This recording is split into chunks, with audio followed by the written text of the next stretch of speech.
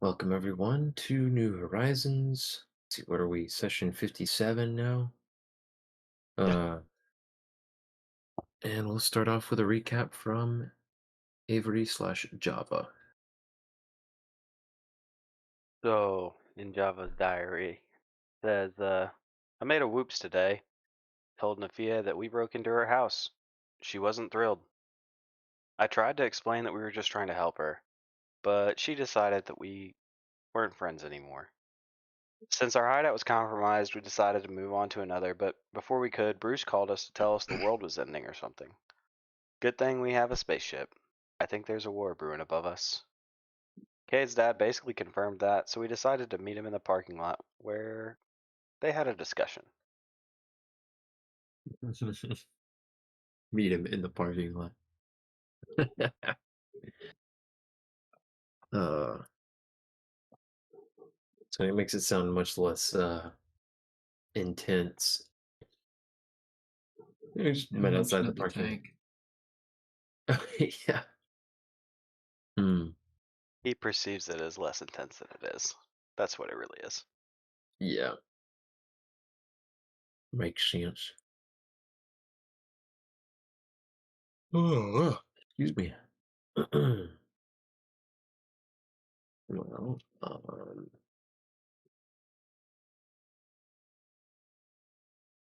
what do you guys want to do? So I think we ended with Breckenridge Senior pulling away in his tank, in his grav tank with his entourage, and yeah, so you guys are left to do what you will. What if we won't? We Mm, will. Oh, okay. by all means, you are welcome to sit back and observe. Yeah, I guess if Dex says so, we can do it. I can monologue for the next 30 minutes at least. I wonder if I can cut his voice out and just capture the static. Oh man. Yeah, I will say on the record for the recording that I have been taking steps. It sounds like maybe we've narrowed it down slightly towards an actual cause, but yeah, We have sadly still not resolved. we have at least eliminated the microphone itself as the issue. True. Because, unless the new microphone also has the same issue and it's just throwing us off. That would be the worst. Okay, guys, it's not the microphone. Everything's great. 12 Thank you. months later. Oh man.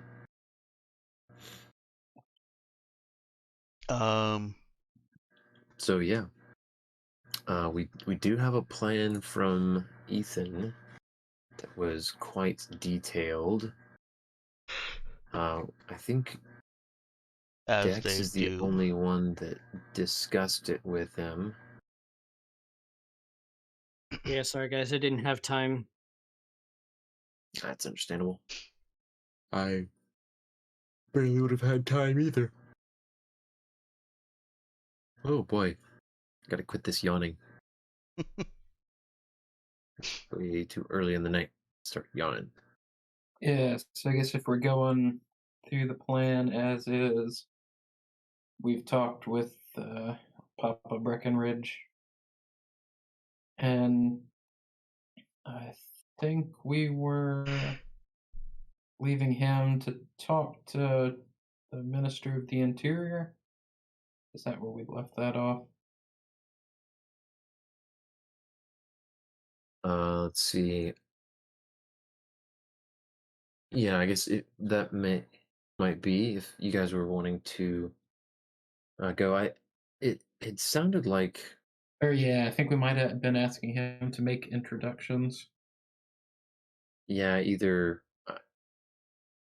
I wasn't clear if I didn't go review our discussion last time. There was some debate over whether it was going to be that he introduces you to the Minister of the Interior, or if you were just telling him, "Hey, this is a guy that you should reach out to and trust, since you have some working relationship with him already.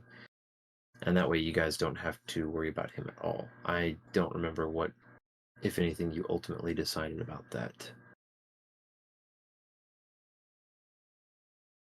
It was the latter. That was the impression I was getting from everybody but Ethan, I think. So I didn't know if... I mean, maybe I'm misrepresenting here. So if anybody else wants to correct me, that's fine. But I honestly don't really understand the importance of us meeting him ourselves, other than getting to role play that. And I just feel like we have, unfortunately, IRL enough restraints on how much time we're going to have left in this story arc, before we take a really long hiatus, that I think I just don't know if that's important enough for us to carve out, unless the importance can be explained to me. I just don't think it's something we need to worry about and that we could pass on to Breckenridge Senior. Yeah, I guess probably the biggest thing was the future leverage. And if he directly connects the heads up to us, that that gives us more, where he's like, oh yeah, these guys, they set me up for success. Warned me about the coup. And then in the post-coup negotiations, are pushing for me to go into a higher position of authority. I guess that could work off screen. So if we're thinking that's not going to hurt us, and that is a time constraint, or I guess a thing we could streamline for time. I personally, I think this all would have been interesting to play out if we had more real time, and also if events in the game didn't come on so suddenly. Like, all of this is long-term planning, and we just got our time schedule moved up from weeks to hours. Yeah. Right. That's the other thing, is that I feel like in game it no longer makes sense, because we've literally gone from being like, okay, what's our next multi-step move, to the world is ending right now and we need to take care of this. That's the operation name. I think we should move straight on with step 2. Step 2 and 3. Well, not even 2. Let's just go straight to 3.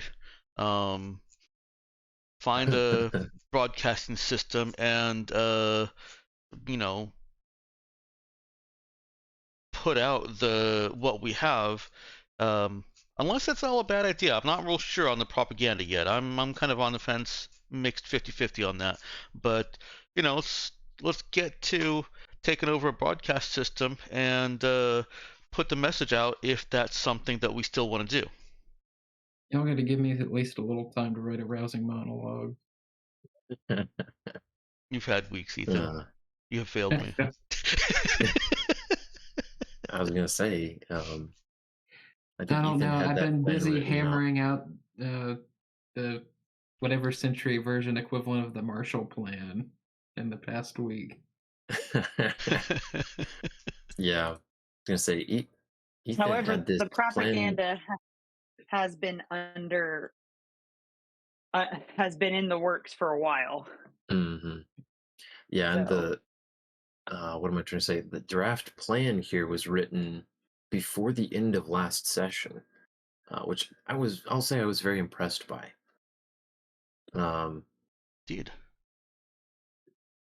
And thank you for reminding us a couple days later, Ethan, because I had my thoughts on it and then forgot to put them down. Promptly forgot them. Yes. Had my thoughts and promptly forgot. Forgots. Nah, I can't make it rhyme. That sounds my existence, basically. It has become mine. Yeah, so I guess our biggest next step is figuring out where are the broadcast station to go to. or like broadcasting location to go to would be.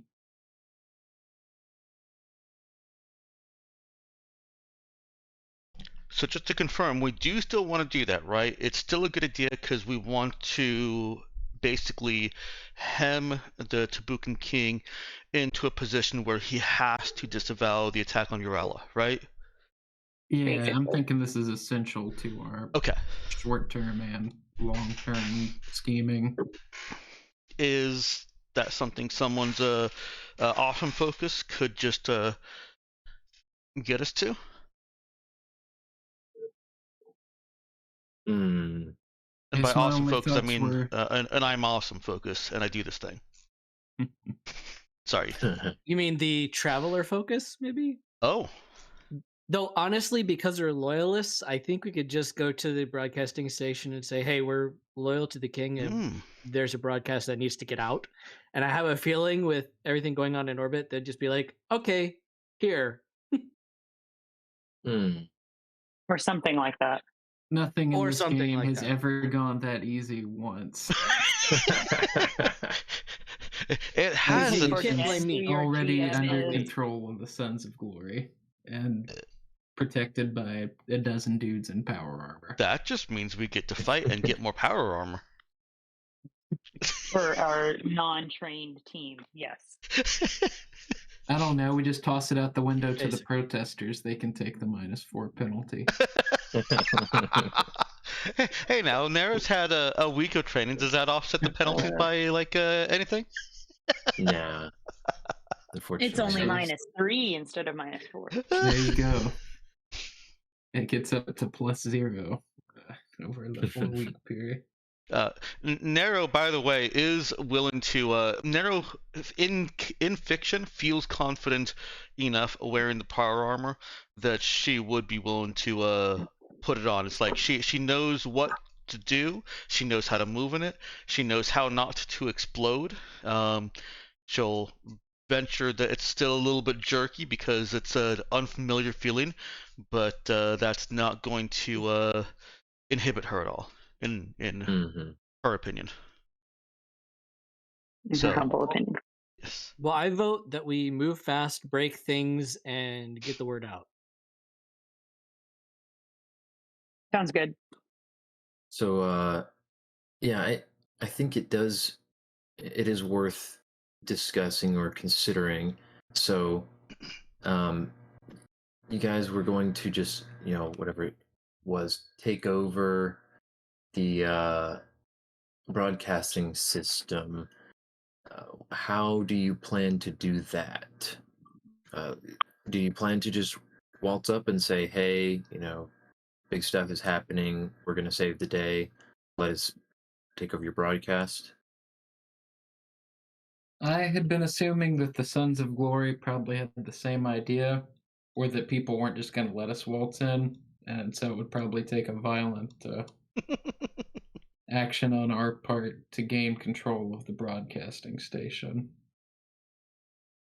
But I guess never hurts to ask. If they're like, yeah, broadcast away, man. I don't see anything about, as far as our known Sons of Glory backers, they don't include like the Minister of Media or anything like that. Hmm. You have Defense, Treasury, Justice, Commerce, and Industry, but you don't have like communication on that list. Okay. So maybe we could talk to that minister and be like, hey, we need your help and we need to get this message out to support the king before it's too late. Can Cade use his own nobility as a leverage here? Probably. Which ability are we talking here? Just- Nobility. you're saying in general? Oh, nobility. Nobility. Ah, yeah. Yeah, probably, very possibly could. You would know that the Minister of Education would be the one who would, I guess, be ultimately in charge of that sort of thing under normal circumstances. So, Let's see here.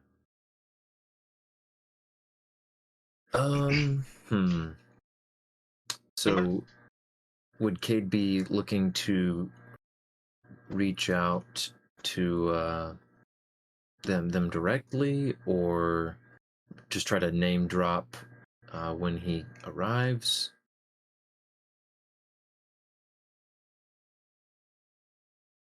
I don't know. Probably just name drop when he arrives. Like walk into the office and say, "My name is Kadir Methodius Breckenridge, and Hmm. I'm of House Breckenridge and need to have an urgent meeting with the Minister of Education." Okay. Question before you do Although that. my guess is they may be at the palace. Go ahead. Could you just do that at a broadcasting station?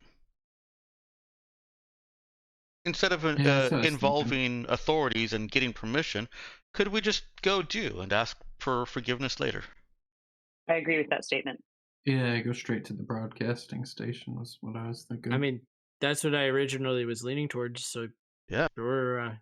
I don't know if it would work, but Yeah, because what it sounds like what Cades is was bringing up as a consideration there is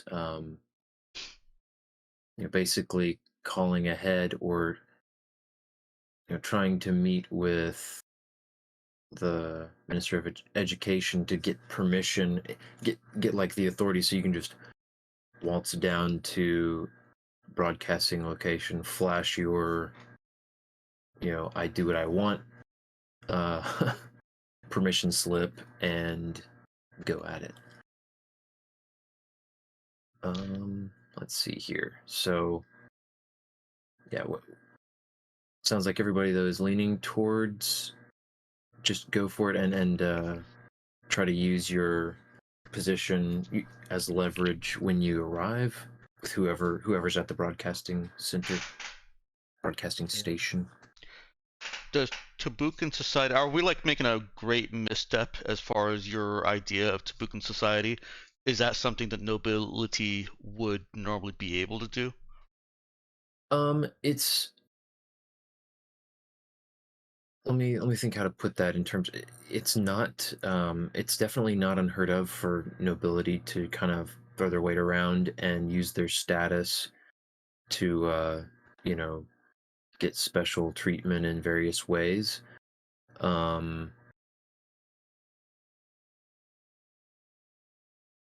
I might need to think just a little bit about that particular case. I'm trying to think how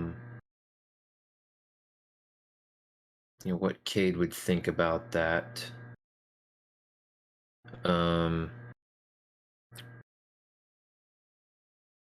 He does know that he's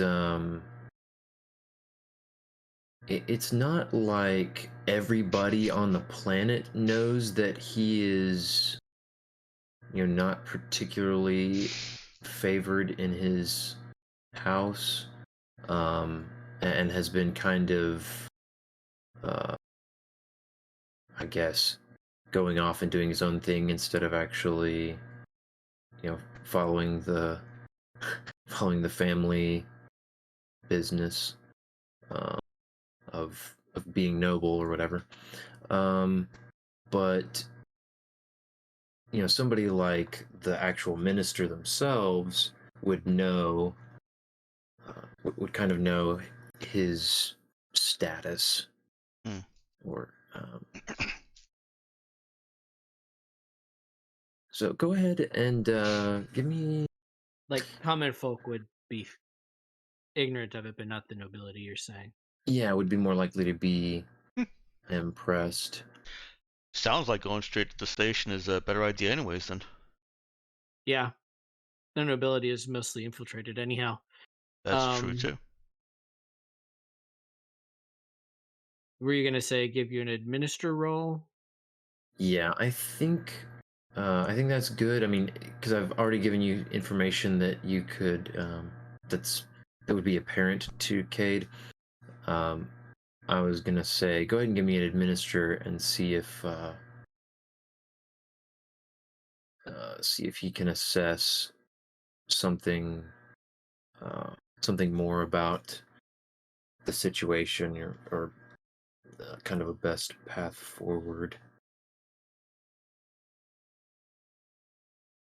Okay.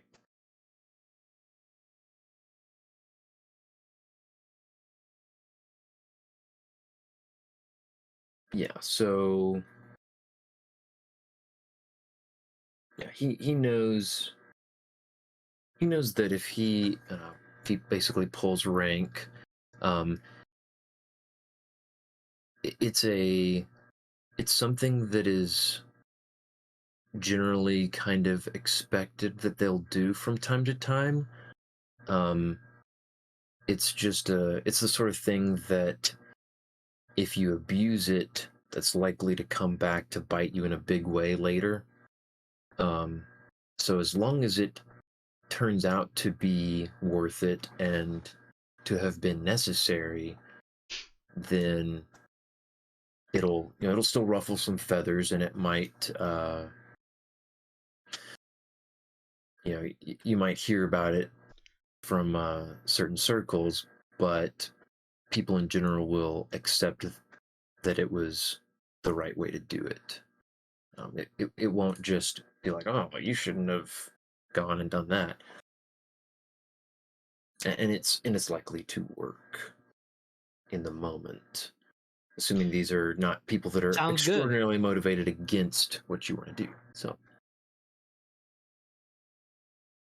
Sounds good. Let's do it. I Now, would say that our opinion is this is worth it. Yeah. definitely. Now, is Nara going in power armor? Is someone else going in power armor? Or is she going in her Tubucan themed regular armor? The power armor. One vote for power armor. What is Yeah, I think like you were saying, the balance makes sense for you. I don't think my attack abilities are good enough to handle a -4 penalty. And well, Brother Nick's also melee, so he's got the shock advantage there. But I have piled a lot into doing extra shock. yeah, he doesn't. I don't think he has the apply shock to everyone, no matter what focus. That too, yeah. If Okay. I power think I armor have just makes you more the- tanky, Java's not good at attacking anyway. He is very thick. Okay. I think honestly, in his case, it would not be. I'm not sure it would actually be an improvement. I don't think it would for Java. Now you're high enough Yeah, level. no, he's already got. He's incredibly thick. I don't know if it works like that. Yeah, no, his Ironhide thing basically replaces armor, unless the armor's armor class is better. But in order to find something like that, it would have to be like the best of the best pre-tech stuff, pretty much. What was this? Salt suit? Yes. Okay. And you I said think it, they're 18. Yeah, and you said it also has extra movement speed to it. It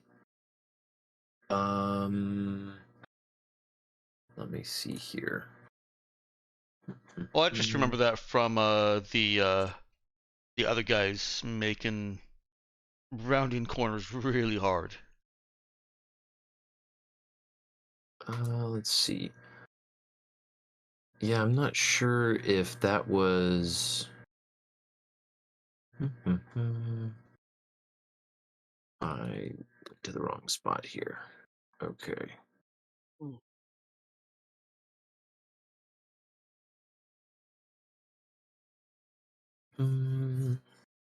Yeah, I believe that they may have just been using their actions, or they may have just been particularly athletic and well-trained Tabukan soldiers.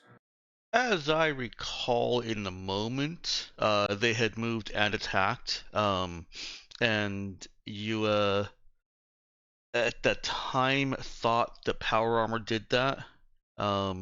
Yeah, I may have been conflating the assault suits with like the storm armor being able to let you leap Mm-hmm. the great distance. And so you Because made I'd used the that before, so so you I made gave them quicker movement. Yeah. yeah, that's what I'd gotten.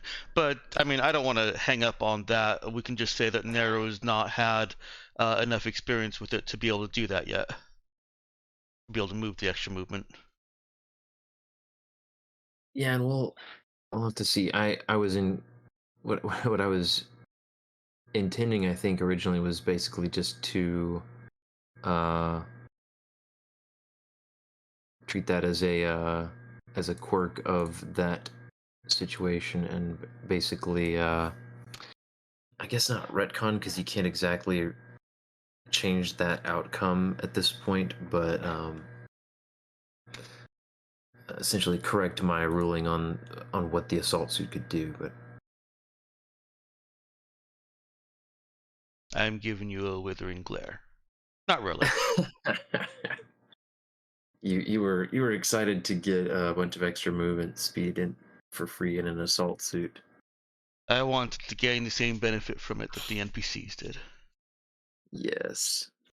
But Uh, extra movement is also kind of a big deal. And like I said, I really don't want to hang up on this, so I'm yeah, happy to move 10. I'll take that. Let's move down. I'll definitely take that under consideration. But yeah, I don't think it had a big enough impact so far for it to be like I guess like too late to change it. But we can discuss that at another time, I guess. Sure. All right, so you guys are kitting up and going to find a broadcast station. I'm just gonna say that that's not a particularly difficult thing for you to do. Cade, given his history and his connections, um, with just a very baseline connect check, would be able to easily get a location for like kind of the best place to go and hijack to you know, like take over the most listened to stations.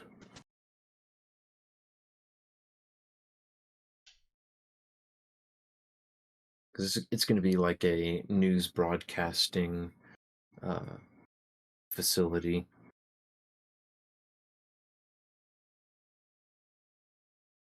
Okay. So That's what I was figuring. yeah, and if you really wanted, you could probably get some help from Brother Nick.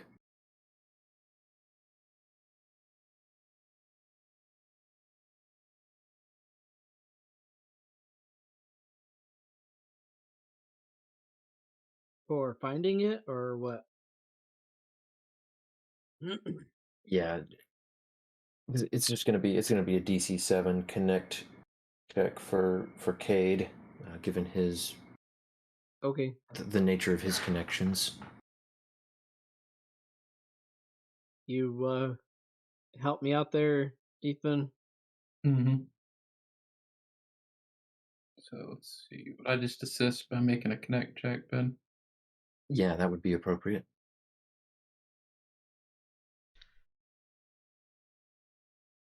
All right. Yeah, go ahead and take a +1. Connect with. Charisma.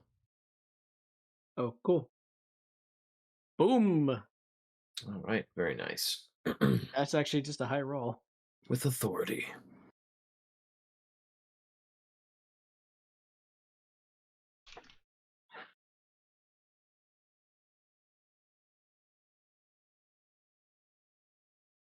Okie dokie.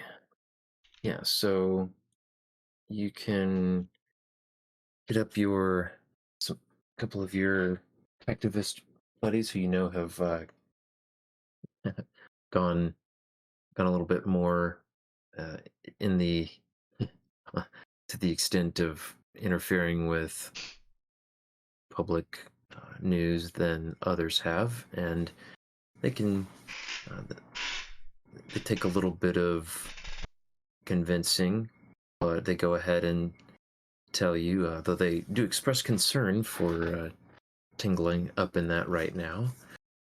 They do go ahead and tell you the location of the, I guess the recording studio / broadcast station,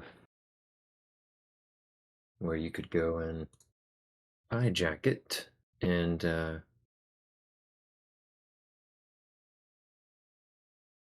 give you a street address and everything. We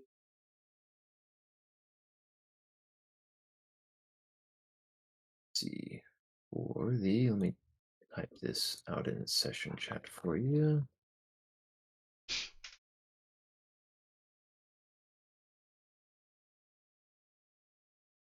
The Terra Abdul Broadcast Center.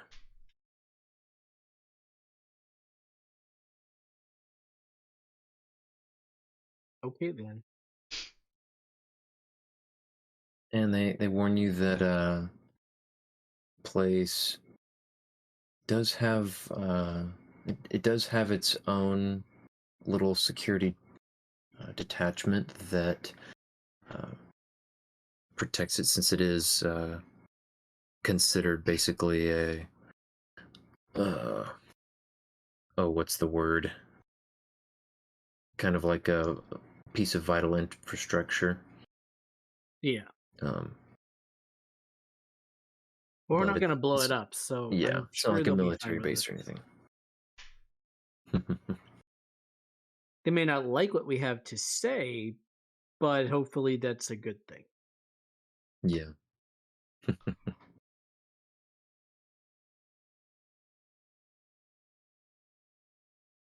All right, so we decided Nero is doing power armor. Yep. And Ben, do you remember if we Alright. ever got those mods so that Nero doesn't, cut it up when if she needs to use her claws? I'll say that was it. I think it got kind of overlooked, but it's a minor enough thing.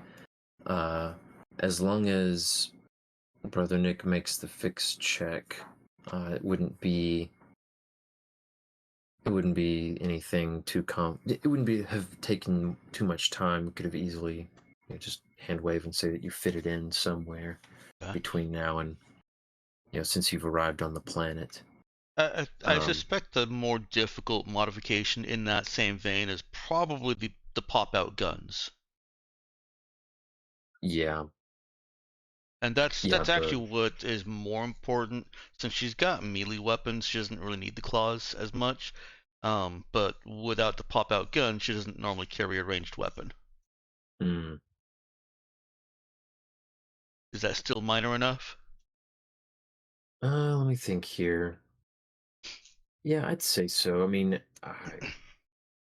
we haven't defined extremely precisely how those work, but I'm not going with like she sticks out her arm and a laser rifle pops out of her forearm. So much as I tend to envision it something more like the like the Star Wars, like the battle droids from the Oh no, the we actually have prequels. established how those are. Oh, have we?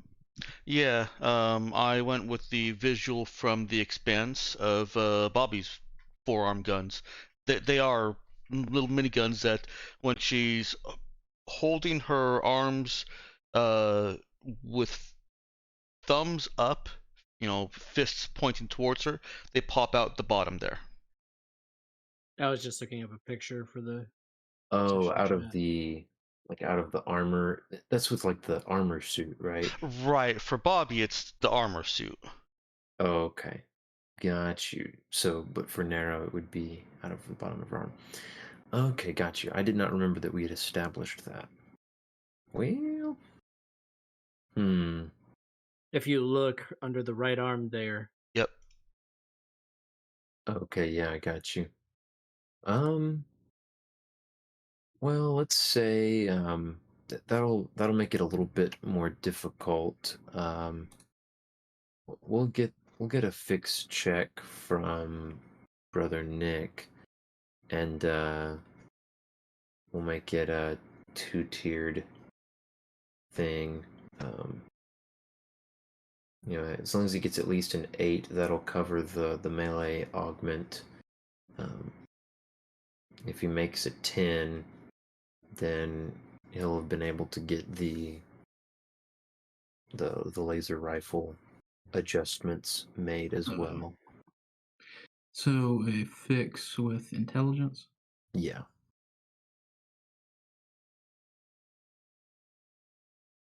Oh boy. Woohoo! All right. Woo. Nicely done. Thank you. Okay. Yeah, so over the course of about the past week, Brother Nick has been tinkering with it, besides just making some of the minor adjustments to make sure each suit fits, its intended owner a little bit better. Most of you have only gotten to try them on maybe once or twice, but besides getting the fits a little better to make it more comfortable and easier to use, Brother Nick also took the time to make some more noticeable adjustments to allow the arms of Nero's power armor suit to accommodate her integrated weapons. Sweet.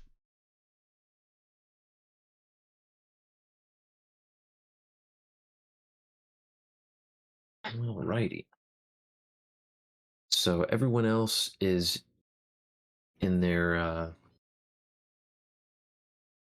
I guess, in their. Is everyone else armoring up as well?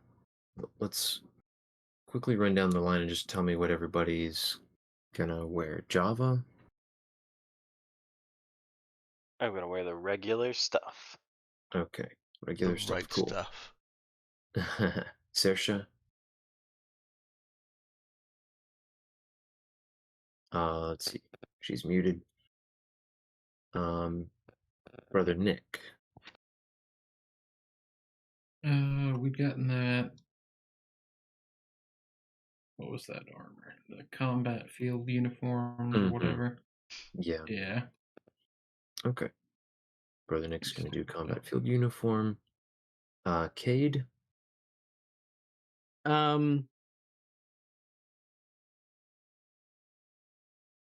Woven body armor is kind of ugly, so I guess he'll just go with the secure clothing. He's gonna be inside the building anyway.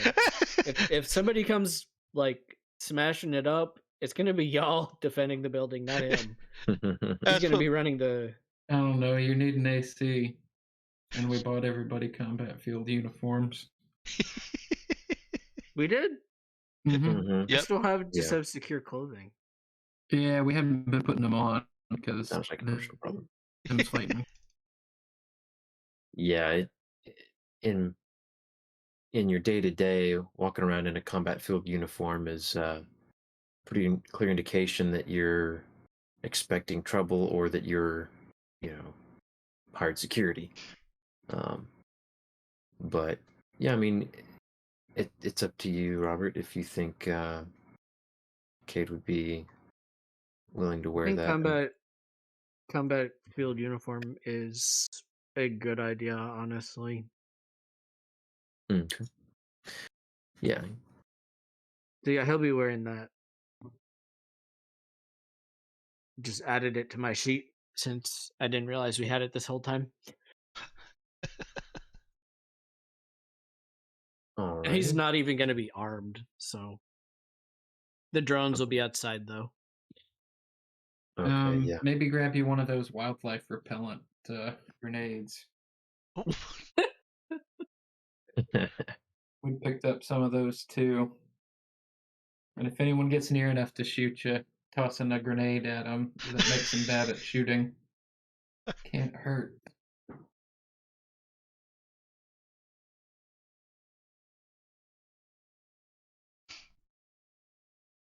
All right, let's see then.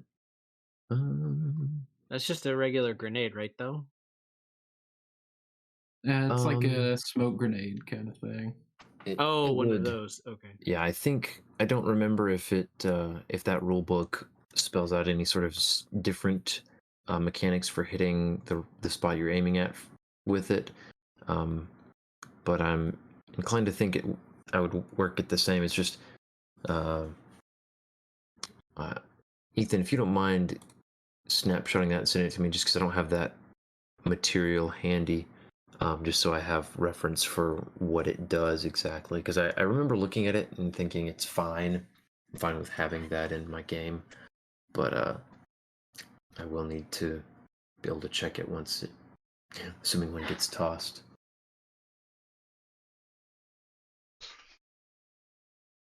Oh, let's see. Got some. Got a bit of a bit of a child difficulty going on. Yep. It's like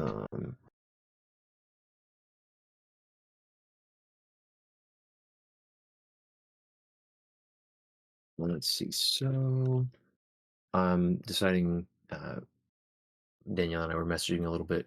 Saoirse's also going to wear a combat field uniform, and so Robert, if you'll just add one to Robert's sheet also. Sorry, to Cade's sheet also. Yeah, I'll have to write it in myself, so it'll take a second. no, you don't. No, you should be able to edit, and over in the armor section, bottom right, you can pull up combat field uniform. And Oh, I already added that. Yeah, I added the combat field uniform. oh, okay, gotcha. Oh, you mean the grenade? Yeah.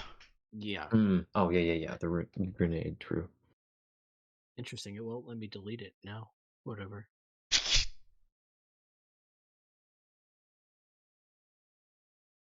All right. Let's see then.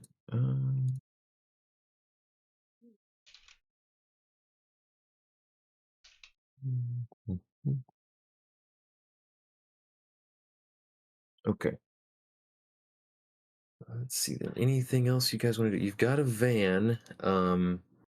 It hasn't been reinforced yet, but you do have it will provide you some I guess some visual cover for trucking around people in combat field uniforms and an assault suit.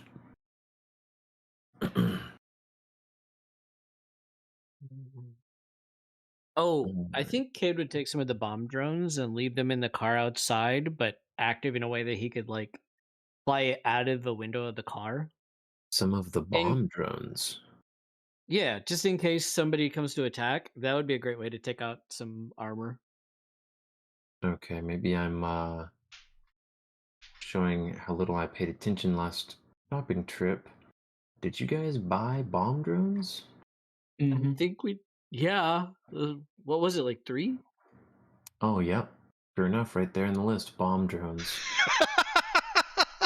Okay, good deal. Yeah, I knew there were some explosives and military gear that you guys were acquiring from, offloaded surplus, through not at all sketchy means. So yeah, you guys can have. How many of the bomb drones do you want to put in the van? I don't know, 2 or 3. Okay. Demo charges. I don't know if you guys already divvied up those 5 demo charges or not.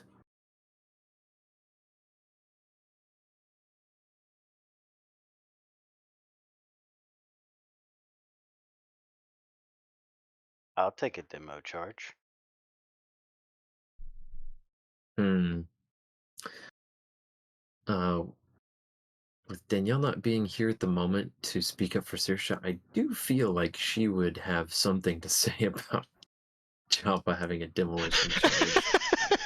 Doesn't he have a Um, bunch of grenades? I'm just realizing those are not in my equipment. he did get. I don't know about a bunch of grenades. Let's. I think he got. It was 2 or 3. I can say.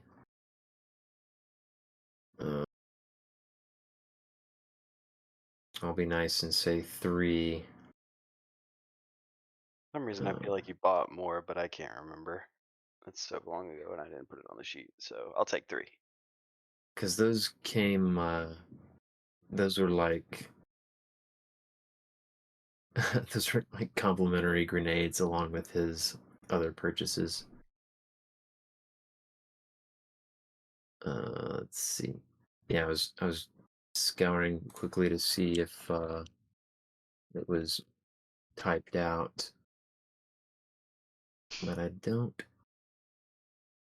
know that it was.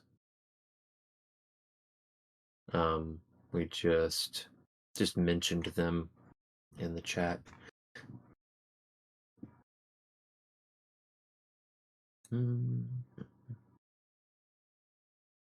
Yeah. So I was just checking to see if there were any other surprises on that shopping list that I'd forgotten about. Quick, Ethan, add another suit of power armor. See, Go for fortunately, some that's a storm armor next time. screenshot.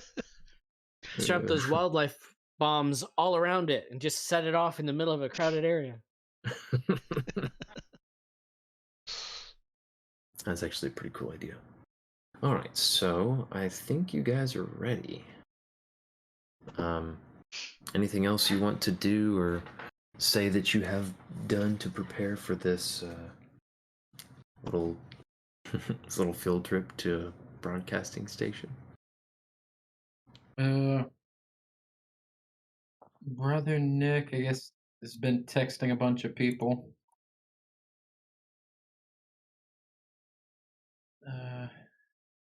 Trying to warn and or mobilize them.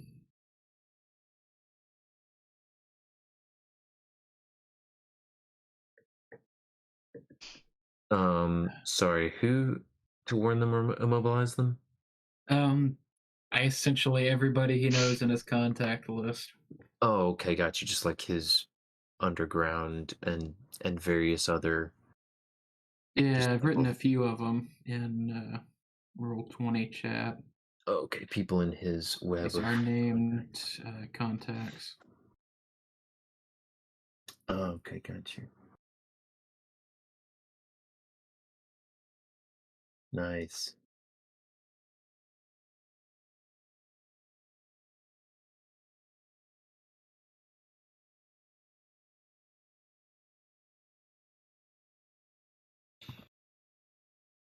Okay. Oh, that reminds me.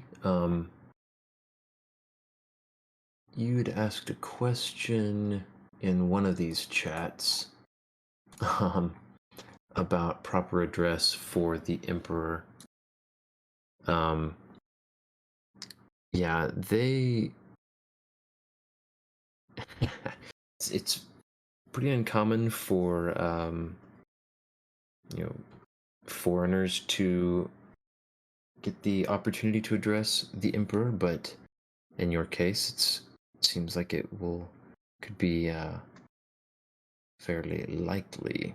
Is it it's not Emperor or like King? a direct address, but like when people talk about him, is their thing like they only refer to him as His Royal Highness, where they append, some blessing to it, where it's like the Emperor may May he God live protect forever. him, or may he live forever. Oh, okay, I see. They don't know. They don't have anything quite so flowery. Just when people in general are talking about him, they would just they would always refer to him as either the Emperor or like with his name. I've So got like King Emperor Assad. Nasser Assad over here. Yeah, so in certain contexts he is he will be referred to as the king because he's also the king of Tabuk, but he's the emperor of the Tabukan Empire, Okay. which spans multiple systems, and he's appointed rulers over other planets that could be considered the king of Taiwan or the king of Latavos or whatever else. So yeah, the emperor or Emperor Assad. Okay. And then for final preparation, I guess when Brother Nick is away from the rest of the crew, it's probably when he's gearing up with stuff, he will place a call to Araman. Okay. I did not expect that. He's obviously trying to get Hmm. Narrow Windcutter. Yeah, you betcha. And if that actually is what Brother Nick was doing, Ethan, then I am sorry for outing the surprise. Oh no, you're good. I mean, it's the logical choice, right? All right, so Brother Nick dials the number and gets a response, and the cool, kind of detached sounding voice that Araman had used in your last meeting. You get the answer. Yes, this is Araman.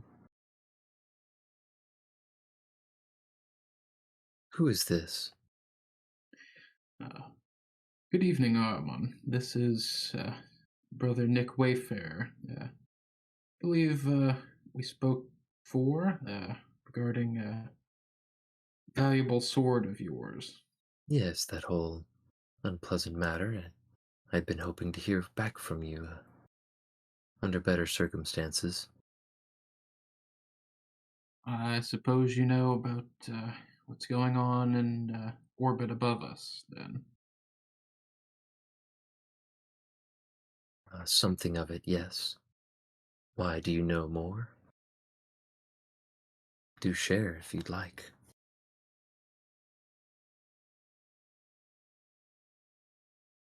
How familiar are you with Sons of Glory?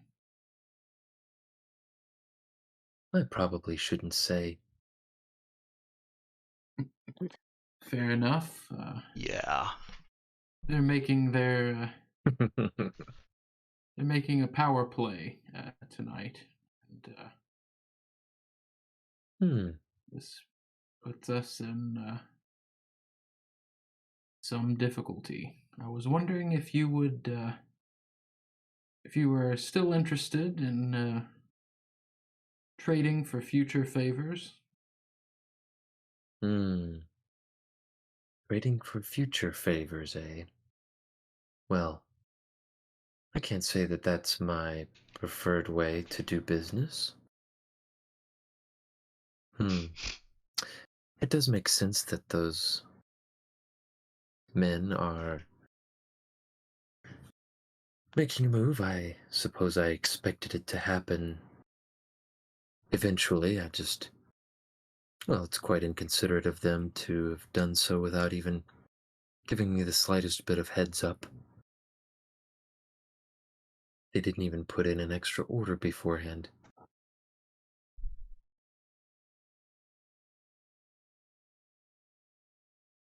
I Future favors, What did you have in mind, Brother Nicholas?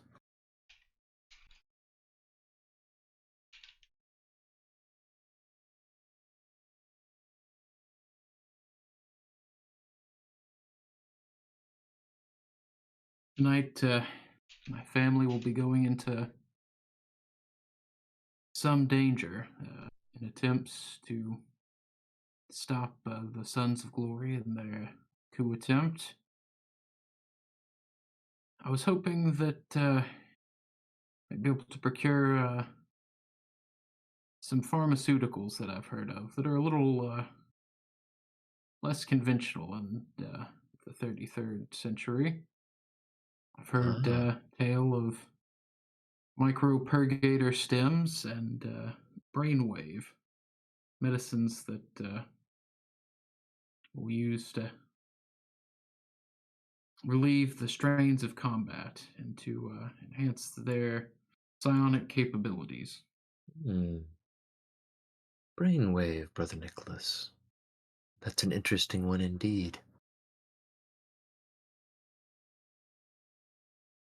I had my suspicions, but whoever it is very careful. Hmm.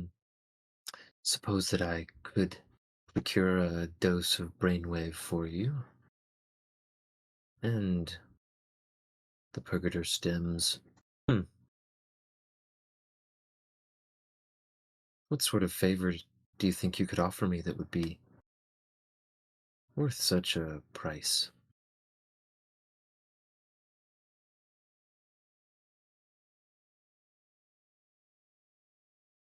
We've not had much time to talk, but I'm certain if you were to do some digging, or perhaps you already have, you would know that I am perhaps one of the most connected people in this sector. I dare say you were getting a bargain to have Brother Nick Wayfarer owe you a future favor Hmm. for the price of 2 drugs. The price of true drugs. You do make it sound so simple. I will admit that's not a great exaggeration on your part. I do hear your name entirely more often than I would have expected. You thought of highly in certain circles. And, must confess that I'm curious to hear how you're thought of in broader circles. I've only just begun to scratch the surface of.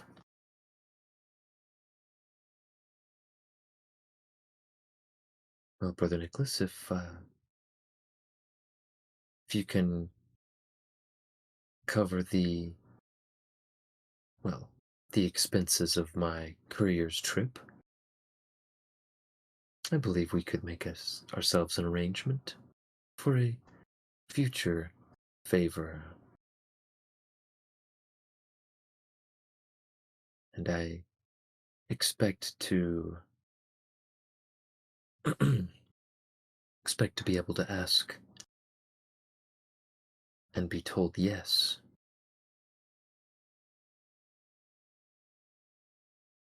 I must admit, you were the last one that I would have expected to give such an open-ended offer.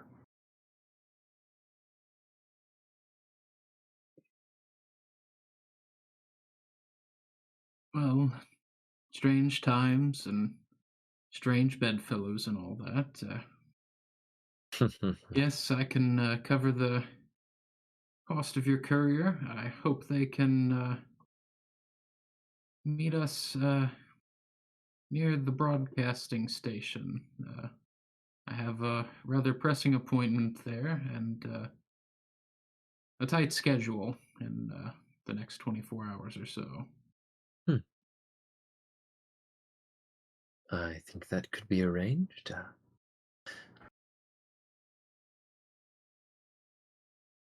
I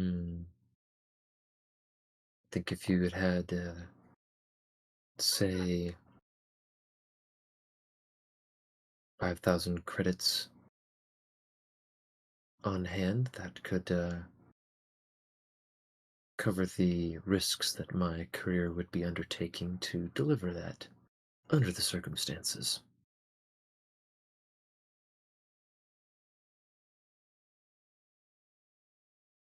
Well, that sounds fair. Believe I could throw in a little something as a token of goodwill.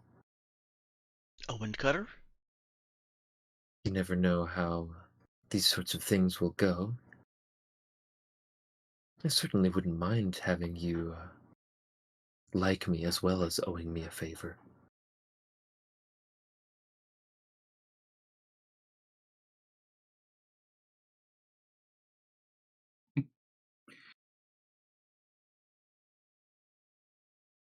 Much appreciated.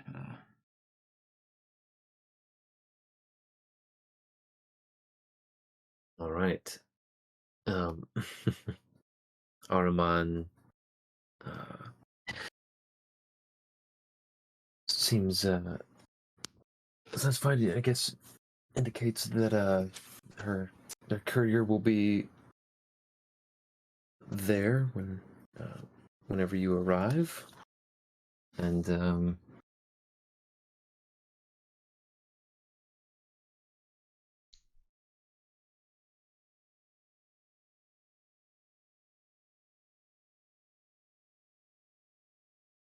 yeah, let's see. Okay. Now, I don't know who all else was listening in on Brother Nick's conversation, or if he was kind of trying to keep it more private. Oh yeah, he was trying to make sure nobody heard him make that. Okay, that's what I was suspecting, given the party's experience with Araman. Yeah. But didn't have Saoirse step in or anything, as I think he knows she would have if he'd just whipped out his phone in the middle of the party and was like, "Yo, Araman, so can we make a deal? I'll do anything you want."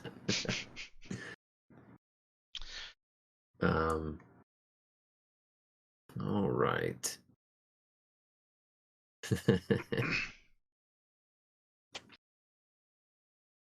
Oh, and just to nip this one in the bud, I'll type that out. I can never remember. Sorry. That's okay. All right. So, I guess that being the last call for any other broadcasting center preparations. Oh, what Hinch people, NPCs are we taking with us?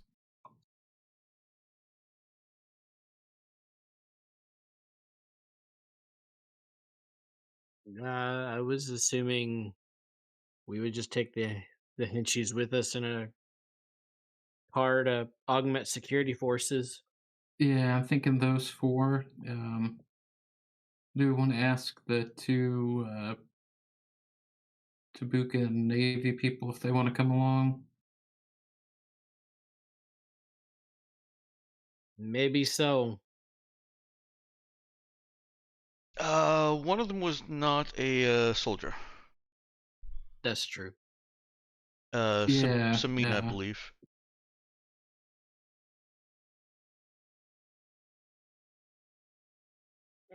Yeah.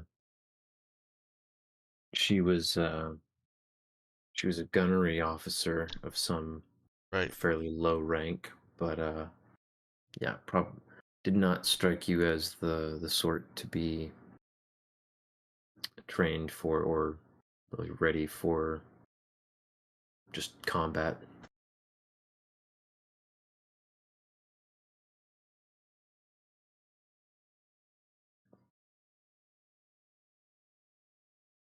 Oh, okay. Yeah, so I guess ask the other dude. I don't think we can make them do anything either way.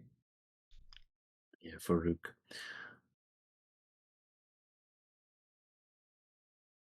All right.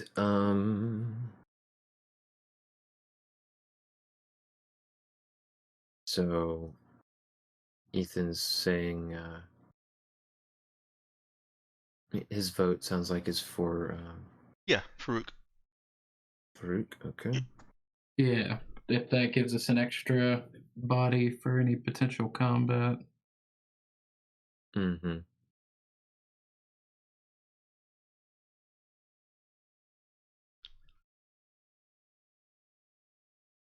Alrighty then.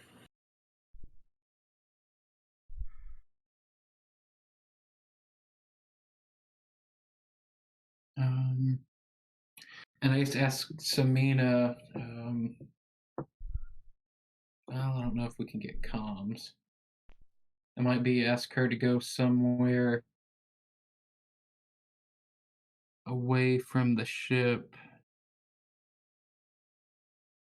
Or I guess to get to somewhere in K4 and try to work her military contacts. Get them apprised of any coup shenanigans. Why don't we keep her kind of out of it? I think she's already put Yeah, I forth guess a bit of she's risk. already at about Yeah. the maximum of her risk. And yeah, the ship needs crew as well to do things. So then for the rest of them, I think it's tell Bruce, Ahmed, and the rest of the crew to keep the ships on standby. All right. Yeah, I was gonna say, Bruce and Ahmed could each pilot one of your ships, and Samin could certainly handle the the weaponry on the Prudence. Okay.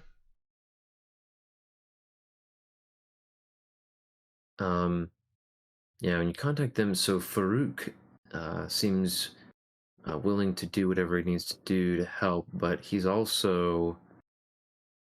still with the rest of them and not exactly in a good position to just show up at KFAR. Why don't we leave him on the Prudence? Distance, and in addition to that, that way we know we've got at least one security person on the ship, on the good ship. Oh yeah, to do some fighting if it comes down to that on the ship. Yeah, I mean, I doubt anybody's going to. I doubt it'll be needed out there. But if we need to have them make a hot pickup, hot exfil for us, he might be clearing a landing pad or something. Mm-hmm. Mm-hmm. Just go with the henchies that Cade has with Nero and Brother Nick. I think we'll be okay. Yeah, we've already got a pretty good size group with that number. We do, and Nero's wearing power armor. If those micro purgator stims were for Nero, which I think they were, and you guys are wanting Pinky to make an appearance, then we've also got the Terror of Pinky on our side.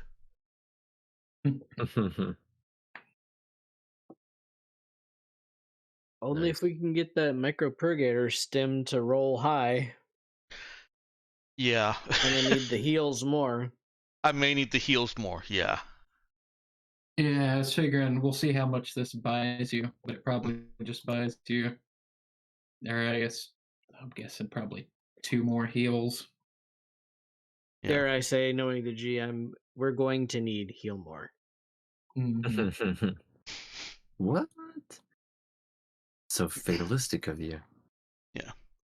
Yeah, depending on who attacks, it may not matter whether it's Nero's face or Pinky's face. Yeah, I figured they'll learn to fear Nero's face soon enough. After you mow through a few of them. Well, the Sons of Glory already have that, because remember she was in that teleport duel with the commander. Well, she wasn't in the teleport duel, but she was in lockstep and duel with that teleporter who is chasing down Damza. Yeah, chasing him and smacking him around. So Mm-hmm. and tearing up that base before we blew it to Kingdom Come. That's it. I'm certain they broadcast some of that. Yeah.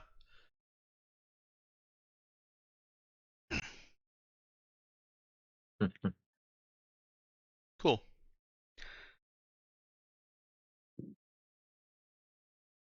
Let's get to swinging Alrighty. swords. Let's go. Okay. Hop in our battle wagon and we're driving to the broadcast station. Nero is so pleased to be wearing this armor. The car is leaning down on that side though. This ain't no SUV, and she's heavy now. She will Real. do the military thing just kind of intuitively and sit/stand near the center of not the center of gravity, but the center at least horizontally. Not horizontally. Width. Width is what the word I'm looking for. The center width line, nearer to the cab, so it's slightly tilting forward now. Yeah. But at least it's not leaning left or right. Let's see. So, by the way, I should share, since Danielle was not here to speak up for herself. So, Saoirse is full HP, but she has about half of her system strain used. She's got, looks like 8 out of 15 Ooh, used. God, her con was so high. Yeah. No wonder pretty she good, can so. keep up with Nero. Yeah, but she does still have so she's got a decent bit of ability to heal herself there. Of course, she can heal without using effort, or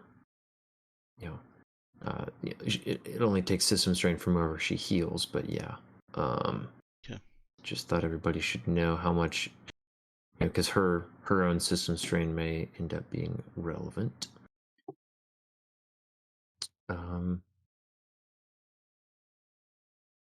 All right. I think her and Nero have been doing a fair amount of face swapping. That's why they're both so high. Yeah, exactly. Wait, true. Wait, true.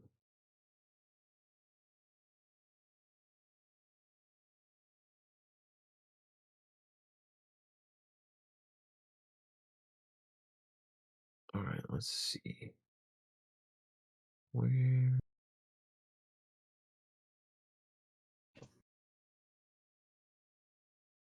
Okay.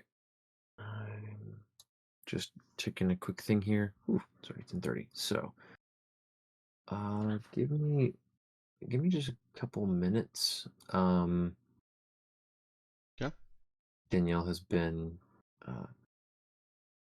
dealing with kids for a bit, so let me just pop in real quick and see if any help is needed there. That'll give us a couple minutes to get water, and let me have a second to think as well. So, Okay.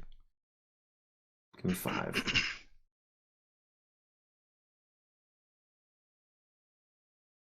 So here's the other super important question regarding this power armor. Did Java have time to paint it like Nero wanted it? No, the world's ending right now.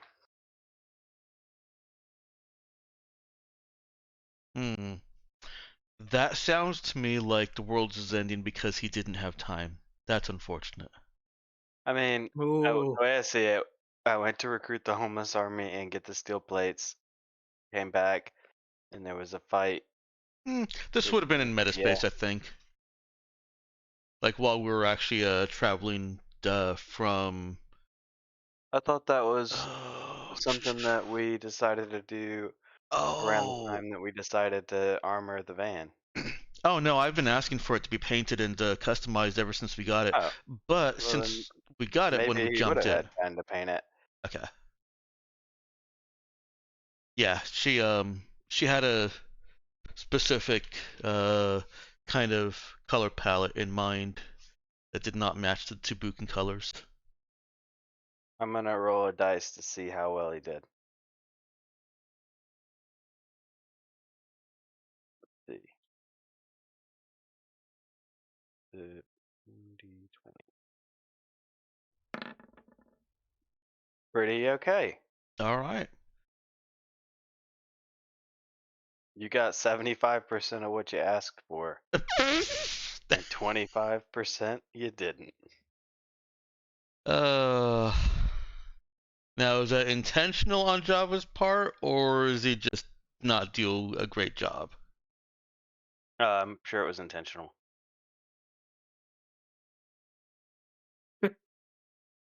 He's not gonna make Troll. it like Pink, is he? I don't think he was intentionally trying to make it look bad. I think he was intentionally trying to make it look cool in a way that looked bad. Hmm.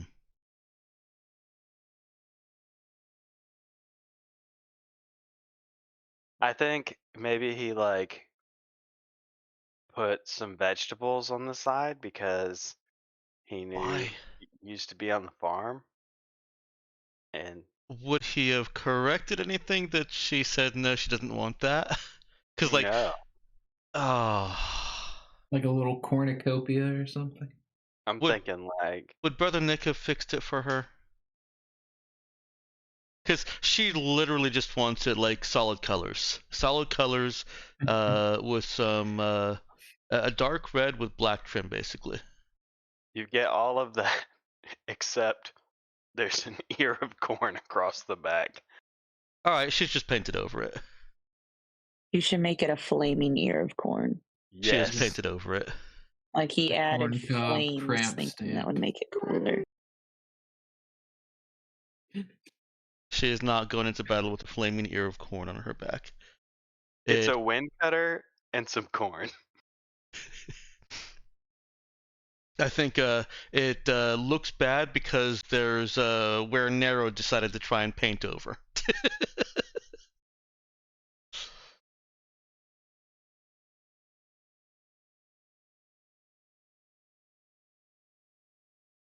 Now you can decide what your power armor looks like. I do think the cross swords where one sword is a piece of corn would be pretty freaking rad though.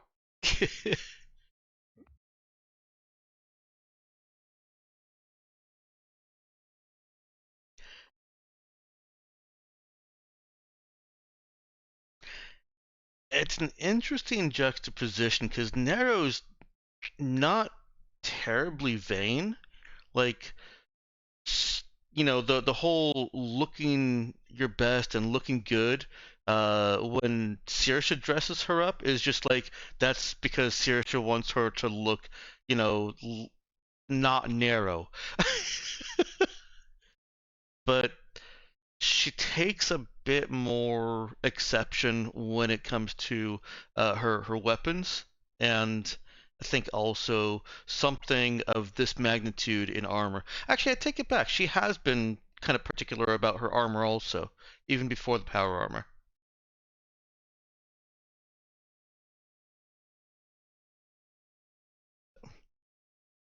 I'm just surprised she'd take it off of the rack and look at the back. Should have to inspect it.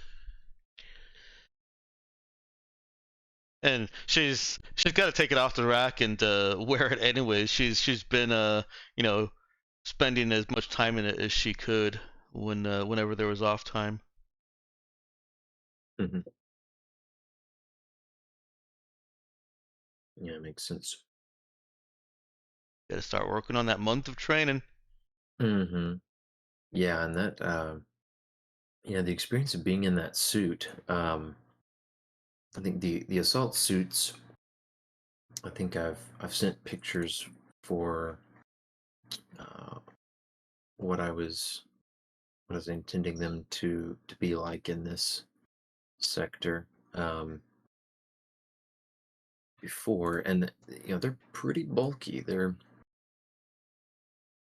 some of the pre-tech variants may be somewhat less so, or much more flexible, so that the bulk isn't necessarily even an issue.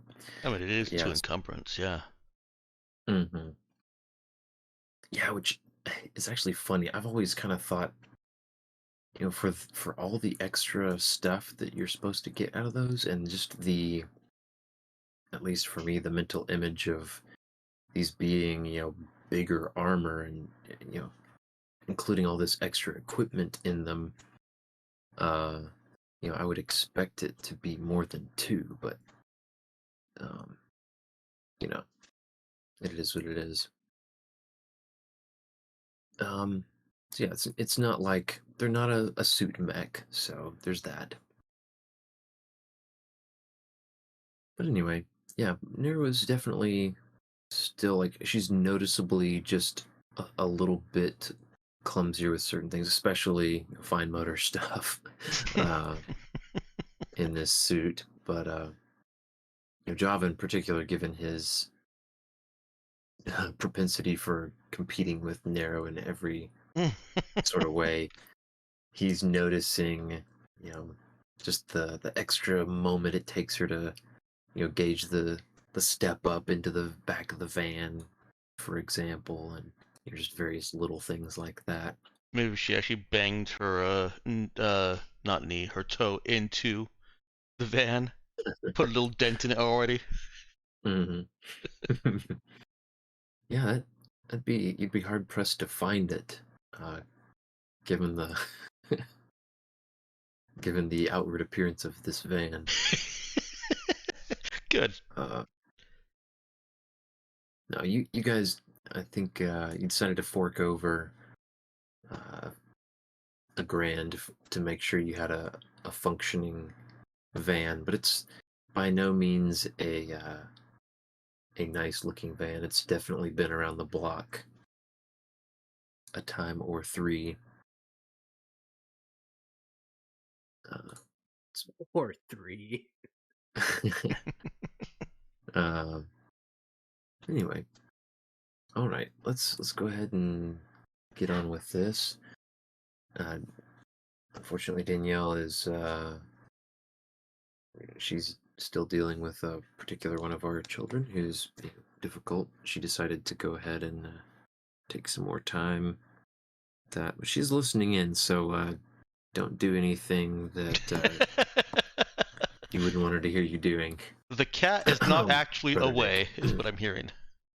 Exactly. The cat is listening carefully and taking notes. I think Ethan may already be in some bit of trouble for calling up Armand. Although I'm probably also in trouble for allowing it. I'm supposed to be reining you guys in on Tersha's behalf. What can I say? Brother Nick knows how to he knows how to have conversations behind people's backs. I don't know if it was clear, but I think that call was made before you guys got all finished suiting up and loaded into the van. So I think that's the only plausible way you could have done it secretly. Anywho, you guys are loaded up, and Java is driving you all to Broadcast Center. Cade's henchmen are following along in their own vehicle.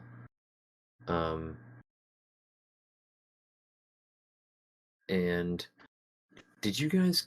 I think you guys kitted them out with armor and weapons, so they're geared up and ready to go. And yeah, so driving through the city, you start noticing it's not been it's by now been maybe a couple hours total since the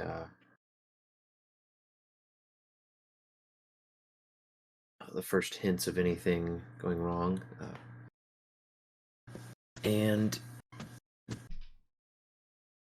you're, since you know where to look and look for, you can see just the occasional brief faint flash up in orbit, but of course without the high powered telescopes or sensors that certain others have access to, you're not able to make out details, but you can tell that things are still have yet to be resolved up there. And you notice that the bustle of the city is a little bit different. It's now thinned out compared to usual, and you can see some smoke rising off a couple directions in the distance. Wonderful. Okay. And but there are no like air raid sirens or anything. There's still, there still seems to be some degree of normal business going on. Not everyone has just dropped what they're doing and gone to shelter at home. So it seems like it hasn't quite gotten out yet exactly what is happening. Though on the trip to the broadcast center, you pass through particular part of downtown that you notice a good bit more foot traffic than typical, and some people gathering around to see to stare off down a street at the source of one of these plumes of smoke. Seems to have been some sort of accident, some sort of traffic accident, and that involved a building. But there are fire teams already on the scene dealing with emergency services and all that, so seems it's in control. But there's just a bit more chaos going on in various parts than usual. So John was able to navigate all this with ease and pull up outside the broadcast station, and to find what looks like probably heightened security compared to usual. It's tucked in with a lot of other buildings. It looks like it's it's several floors of a much larger government building of some sort that got various offices, and it's nestled right in with a lot of the other downtown skyscrapers. But they've got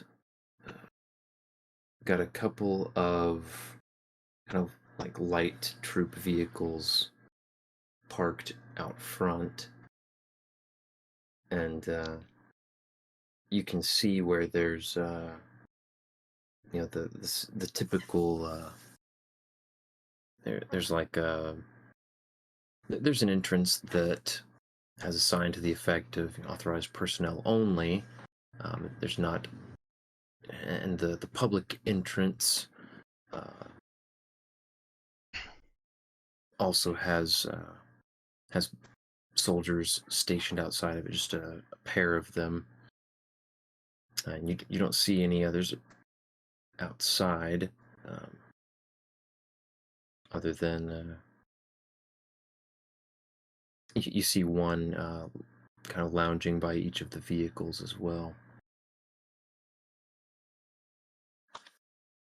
So you guys want to pull up right in front by the troop vehicles, or you want to park somewhere else?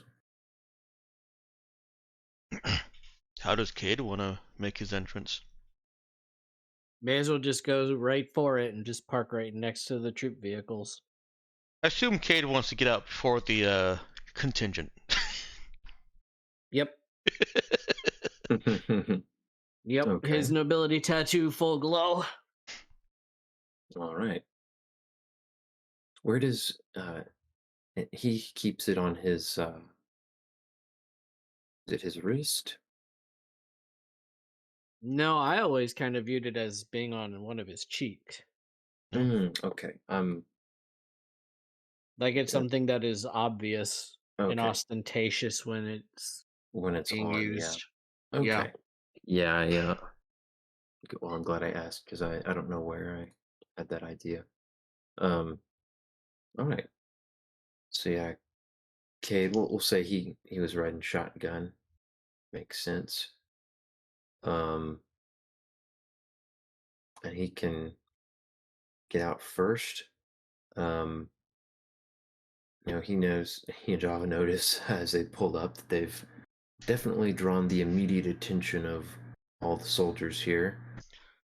And the ones hanging out by their vehicles stand up, give some attention, and they rest their hands on kind of they've got their service weapons and slings. Rest their hands on them,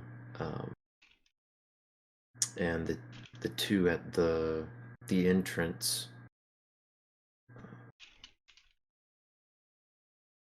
make note of Cade striding towards them, and one of them sends his hand out and says, "Apologies, Stara. There's no appointments today. They've all been cancelled. Afraid you'll have to come a different day." Cade will say, "While I understand that this is not an appointment, this is a surprise and a message in support of the king." He looks a little bit confused by that. Well, I should hope so. We are in service to the king. This station doesn't broadcast anything opposing the king, regardless. Perhaps I misunderstand.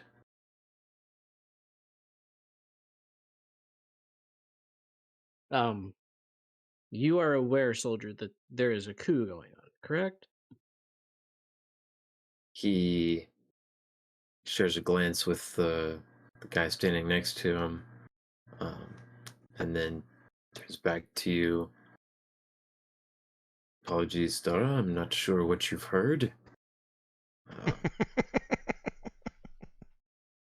Heard. does sound Cade will pretty just turn around serious. his data slab with a clip of the feed that he has of the ships attacking the station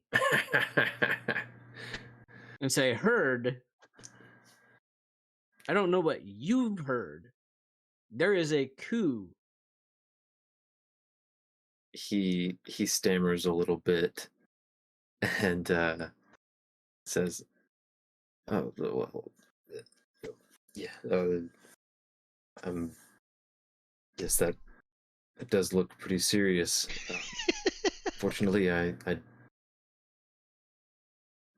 I'm not a well. To be frank, sir, that's above my pay grade. I uh, he's looking to his fellow soldier for support, and the other guy pipes in. We're not sitting in the command center. We don't have the authority to make decisions on that scale. We've just been told to secure the broadcast station. And I'm sure you can understand that. Under these circumstances, he says, gesturing at the data slab.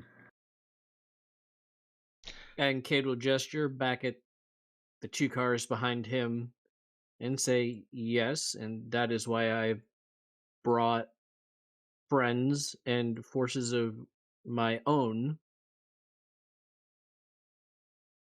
to help secure the station. But if we do not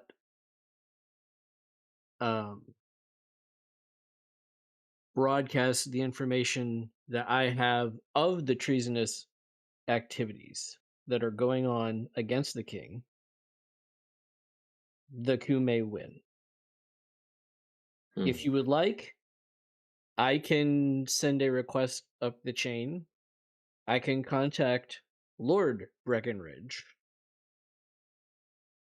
right now, who was on his way to the palace, I might add. If you wish me to interrupt him in his meeting with the king.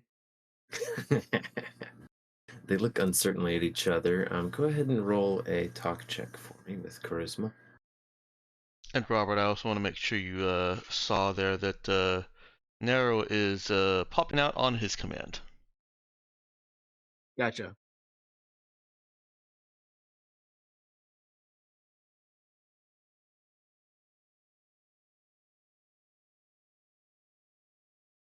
And Cade will also say, besides which, my name is Kadir Methodius Breckenridge, and I am a member of House Breckenridge.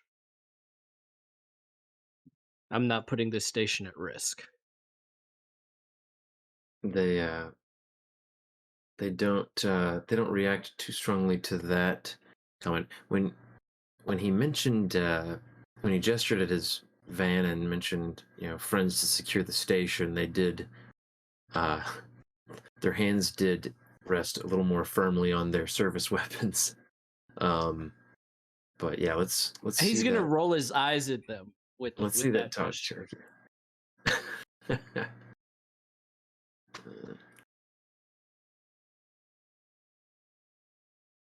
All right, they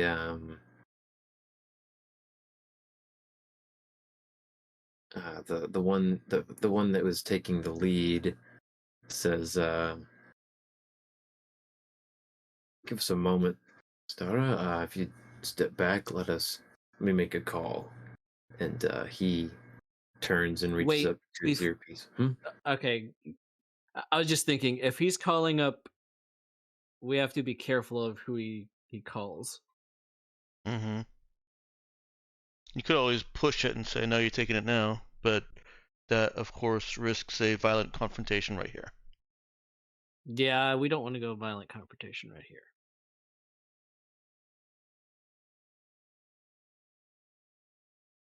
Okay.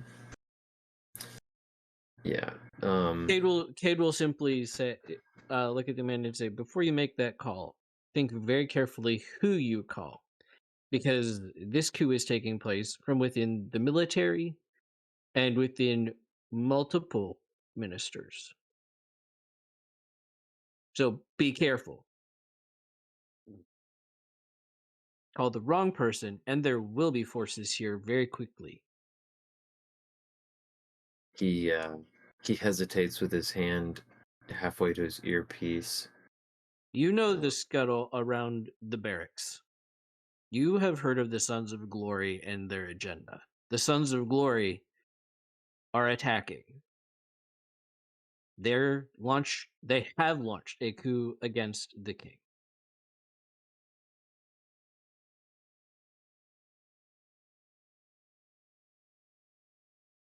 He all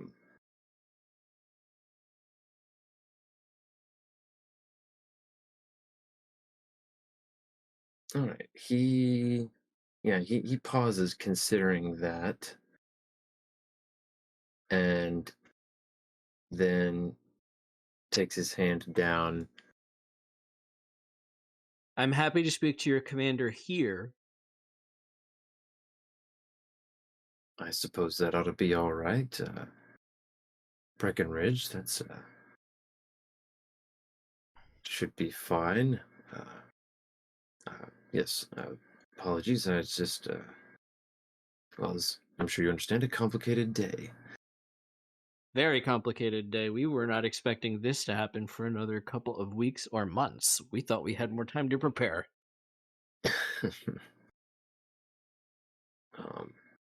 He takes a deep breath and then gestures you forward. He says, I suppose we could allow you to come meet with the commander. Who exactly are you expecting to bring in, and what did you have in mind, sir? Well, we wish to release information that these rebels do not wish to have known. And we want to rally the people in support of the king. And unless this broadcast takes place, soldiers such as you may not know who in the chain of command have been compromised. And we have names. Is this classified information? Let's just say that it was not even in the standard computers. What was the name of the general that we encountered in the base? Shamael. He'll say General Shamael is or was one of the Sons of Glory generals. His And it is from eyebrows go up his when you say that. personal files that we have data from. You mean the one that got bombed in that research facility? Yes, but not exactly so. We need to move. This broadcast must go out. He kind of shakes himself. Of course. Well, come right this way, sir. And he goes to. And he will say, I would like my friend, Brother Nick, to come with me, and the rest can serve as help to bolster the defenses down here, just in case. I imagine there will be a reaction once we start to air this program. Well, suppose that should be all right. Go and tell them they can come out. Just, let us get a good look at them first, and no sudden movements if you don't mind. Sure. Cade will text the group in the car and wave to have everybody come on out. Come out slowly. Don't scare the boys. Stuff like that. Mm-hmm. A little bit of tromp and rumbling from the van. Yeah. All right, so the crew piles out, and the henchmen will go ahead and exit their vehicle as well. And the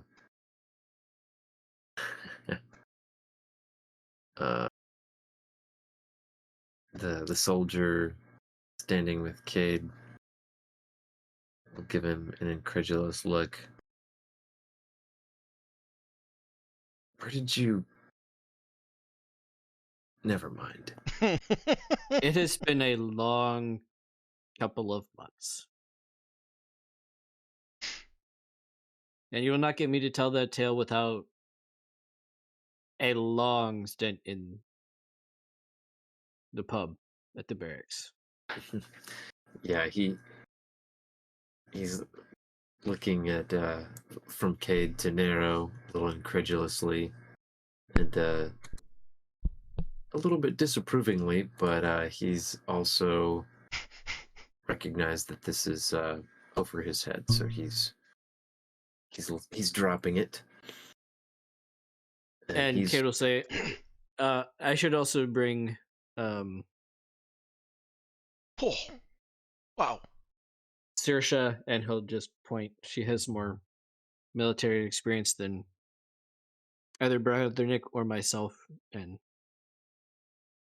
having a vantage point from the tower would be good, as well as any input she may have. Didn't mean to leave Danielle's character out of it, but No, that's okay. I imagine she was probably content to let him try his way before stepping in and throwing her weight around. Oh, Ethan has got the speech already written now. Yep, Ethan has been Um, typing. I do need to take just a quick couple minutes here. Do you have another quick question there? No, it was a question for Cade, so you're good. Okay. Oh, it was a Yeah, couple, you guys go question for ahead. Robert. Yeah, I'll be back soon. Are you sure you want to split us up like that, Robert? I imagine that if there's an attack on the communication center, once we start broadcasting, we'll at least be able to know what direction it comes from, and this might not be the only entrance. well, so here's what I'm thinking. So I'm thinking that the attack will come one of two ways. Either it'll come ground forces or like dropship to drop troops at the tower to seize the tower or to assault the troops there. Or if they have fighters or fighter bombers, they're just going to come in and bomb the tower. At which point, it's actually more dangerous to be in the tower near the top. Okay. So my hope is actually to reduce the risk of a TPK, because if they do bomb the tower, maybe Saoirse could get us out with the tangible force construct / some of her telekinetic abilities, while the rest of you would have enough time to evac the base of the tower, I think. Or if there's a firefight, we have enough time for the heavy hitters in the tower to come down and assist you all. There might be multiple entrances, but I'm sure that, joining forces with the troops, y'all will have easy access to whatever side of the building they come from. Okay. Yeah, So I guess that was I my thinking. I was mostly thinking of Sons of Glory members already inside the building. I'm figuring there's probably already infiltrators. That too, and don't forget, at least one of those commanders teleports, and he probably did not get crushed in that explosion. Yeah, Because teleports. Yeah. Yeah. Although there's so many vectors for attack. Saoirse can block him teleporting in, though. That's true. Which would make him more of a target, because he would have to teleport in where he doesn't want to go. That's true. Yeah, that actually makes a little bit of sense. He'd be more likely to teleport to the outside, and then, boom, there we are. It's risky both ways. It's risky any way you slice or dice this, I think. Yeah, it is. I wish we had the foresight to well, maybe not the foresight, but the opportunity to get Prudence closer so that we could try and engage any fighters that might come in.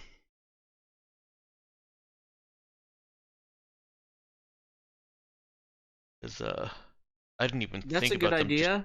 I didn't even think about them just bombing the tower. I think it's a good idea close. to discuss that with the commander, so that if they have a surface-to-air missile somewhere on base of the tower, they don't just shoot us down with that. But well, that's the argument against the Prudence, is that a city like this definitely has anti-ship defenses, and as long as they're not compromised, those should also intercept any regular fighters coming to, aircraft, regular aircraft, not ships, coming to bomb the tower. Well, we have risks. Oh, and I see an empty bedroom? I don't know what I'm looking at. no, there's a little baby sleeping right next to where the camera is. There may be another one in the other bed. Are you but sure that's not a Chucky doll? Yes, I'm sure. It has a diaper. Chuckies don't have a diaper. They do if you give them Spooky. one. Cat Squishmallow in the corner. Yes. I think it's a Pusheen.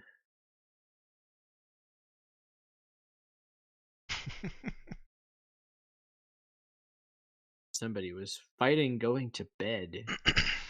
Yep. That seems like that's going to keep happening as they get older and older. Yep. Honestly, that's what took my best friend out of playing games is older kids who want time from at least one of their parents, and my friend was the attentive one. Yep.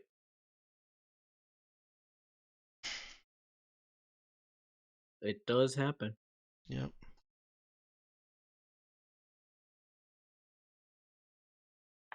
Responsibility. It's terrible. I hate having responsibilities. I want to go back to being a kid. I mean, I want to go back to being a kid too. Yeah, I mean, I'll do a high school all over again, man. Let me just deal with that, and I'd be happy.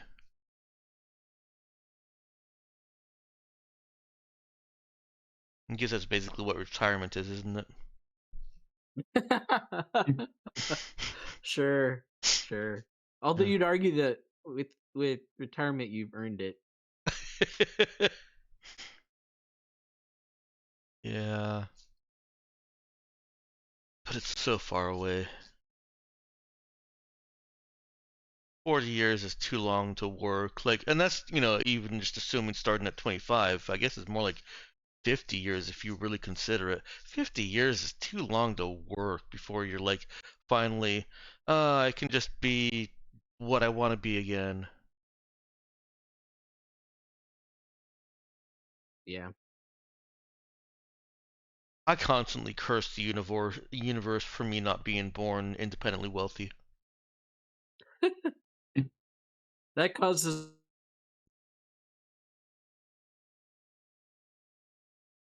You cut out. that causes a lot of other You cut out again. The universe is trying to tell you something, Robert. Wow, why am I cutting out? That's weird. At least that time you got to that causes other. I know what the words are. I just, the universe doesn't want you to say them. Apparently not.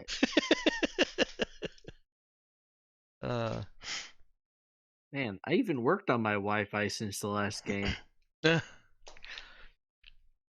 doesn't cause problems for everyone. There's plenty of rich people out there that just kind of, are rich and don't have the same problems as the ones that we see in the all over media. I'd be one of those, But arguably, aren't those made, not born? I don't really know enough rich people to say. I mean, me either, but I just can't.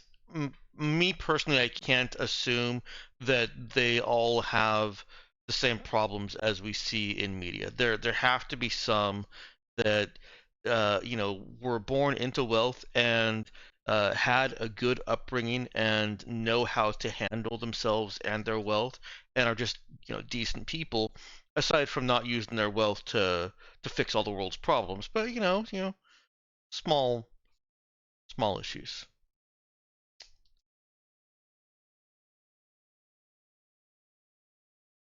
Yep. So.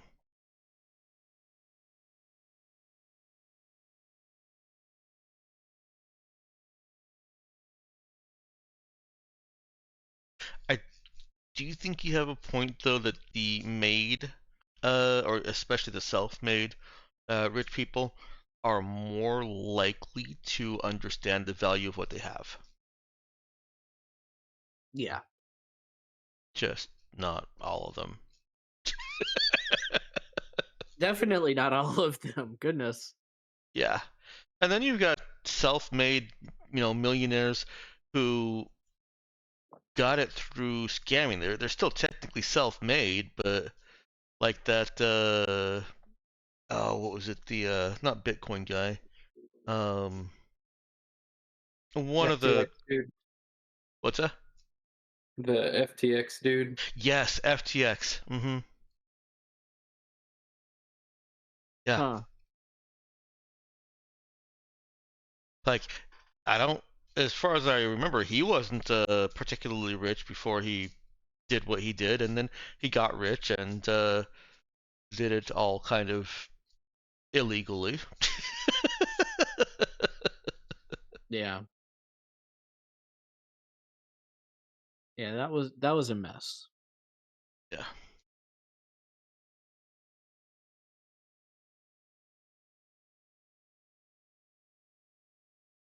So while we're waiting for Ben, sorry it was so late, you guys. The bathroom work I've had to do has been crazy, and today I was demolishing some of the drywall. The Yeah. cleanup took like 3 times longer than I was expecting. Oof. Oh, I thought it was. Oh man, I was on the wrong page. You thought he was demoing it, like demonstrating it, right? Yeah, like I thought he had like 2 quesadillas or something. Oh. No. Okay, we weren't on the same page either then. I thought you were like No. showing it basically. No, demolishing it. I was doing Yeah. the demo work. I'm being My brother-in-law was sarcastic. I off know what you today, meant. and so I was able to take advantage of having some help. So Ah, that's always nice. Avery and me were on the poop and demolition page. no, not that kind. No truff sauce required. Oh, you just have that problem organically? Whoa. No.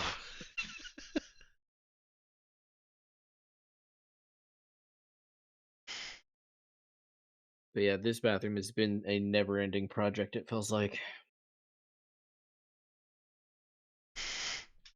How many At more this weeks point, you have to work on it before the baby's there? full term in 5 weeks on Wednesday. Full term being So 37 weeks or 40 weeks? 37. And my family tends to come a week to 2 weeks early. Her family comes a week to week and a half late. So we have no idea what to expect for when baby will get here, but anywhere from like 5 to 9 weeks from now, baby could just be here. So yeah, I have 5 weeks to get the entire rest of it done. I thought babies were more predictable than that. What's going on with yours? Or was I just wrong? I mean, this is our first child, and Okay. usually the baby's due date is accurate-ish, but the woman will take after their mother for if the baby comes early or not. But as with everything else, there are absolutely exceptions. Oh And yeah. so yeah, we just can't predict. So at this point, I would say it's probably closer to 9 weeks out. So Okay. June 21st.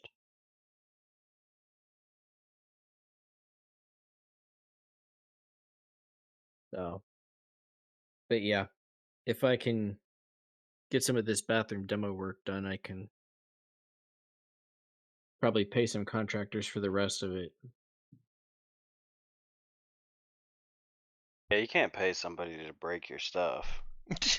Well, I could, but It's just it's money not always well during the spent. workday. Yeah. Yeah, I know. I And totally would too. like I would love to just pay somebody else to do it, but the problem is with all the noise they would do, it would just cause so much trouble.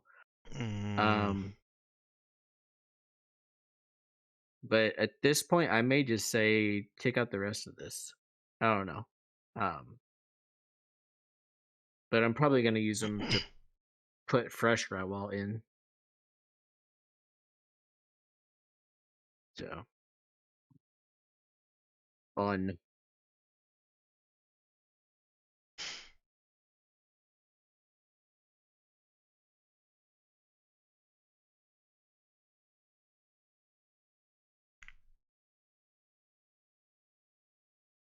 By the way, your baby's looking cute, Danielle.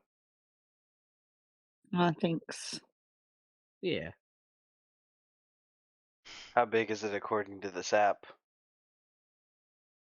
6 pounds 9 ounces. Nice. What about the? It's not a basketball hoop anymore. Yeah, no, Oh, that's according to the app. Sorry, we had the ultrasound today. So I was thinking on all the I don't know how stats they gave dense us. a baby is. well, I just think that's lighter than a bowling ball, at least. Let's see. When I go to Fun and Games, it says Fun and games. baby I is now love about the size of a Cabbage Patch Kid doll. that's not a good reference. Nobody knows what those look like anymore. I That's feel like, like that's It smaller than a says basketball hoop. Rainbow yeah. is now about the size of a Chihuahua or the size of a ripe papaya. I don't like any of those references. Get better references. Right? I'm good with all of them. I'm just saying. A Well, basketball Avery hoop might is like this bigger. one. Yeah. Baby is now about the size of 2 plates of beignets. Now I'm hungry. There you go. I tried making beignets. They were actually pretty good.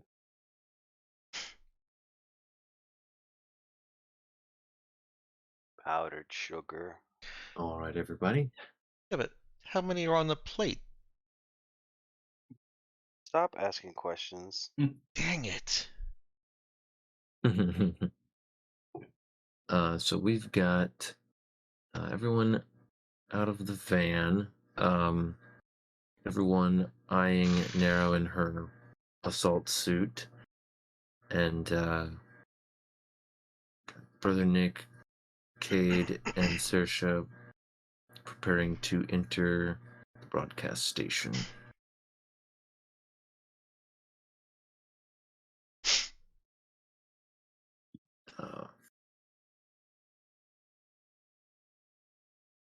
Yeah, the soldier. Once the three of you are, I guess, walk up, and he's taking a moment to assess your, I guess, the rest of the group, and make sure that they all check out. He just leaves instructions for them not to cause any trouble or, jump the gun on anything, and wait outside and we get this sorted out. So he leads the others of you inside, and he'll lead you through the building, past past what usually would be a security checkpoint, and he just makes a motion to the person manning the machine, and they switch it off as you all pass through.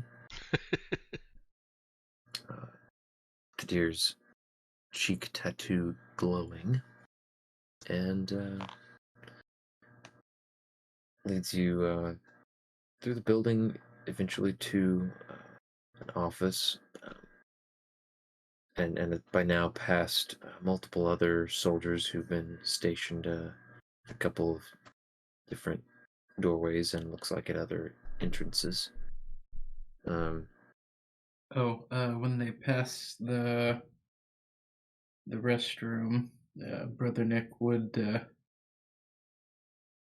say, need to make a pit stop.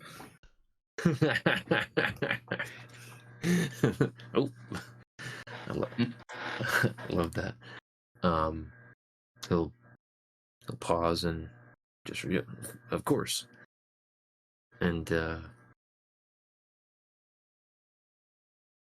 so brother Nick can go in and in the appointed place, he finds a small, a small zippered pouch. A duffel bag full of wind cutter.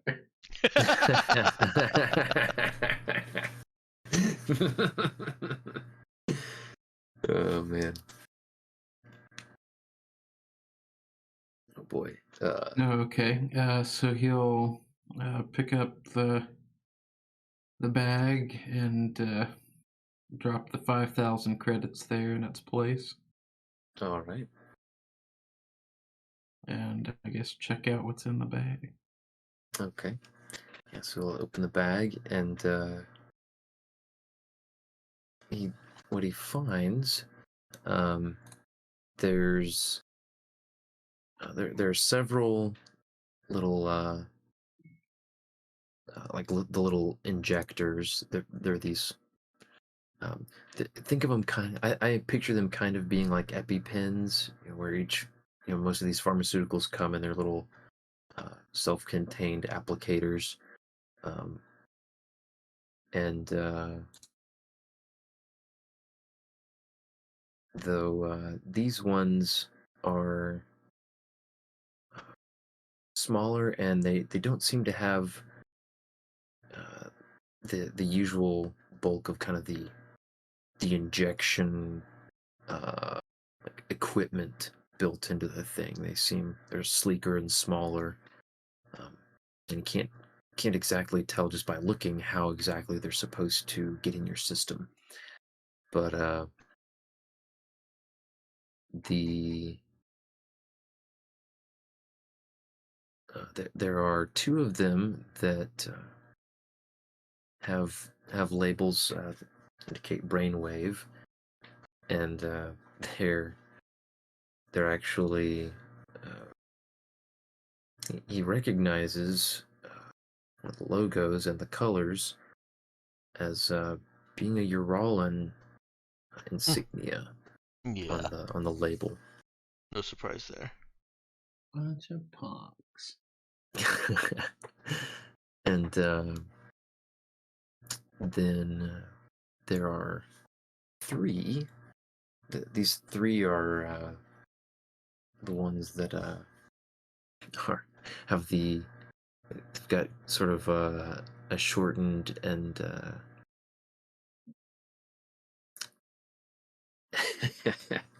stylized name, I suppose. They're the purgatory stems, and so you got three of those, and there's one other that just says it just says trackers, and it's like a home. It's like a handmade label. Hmm.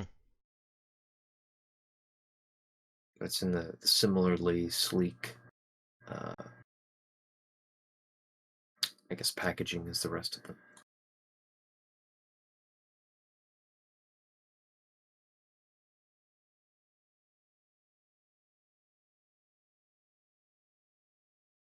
And also, I guess that they're bundled inside this little pouch. It's like there's a piece of paper that's sort of like rubber banded around them, and unfolds that. It says, "You owe me," and there's like there's a silvery stain of like lip gloss of a like lips on the Oh no. paper.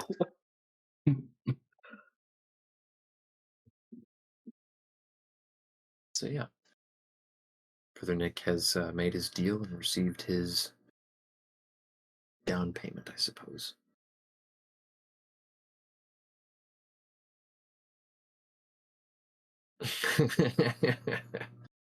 So his pit stop made. He's free to return the group, and they can continue on. Okay, yes, I can pick that up.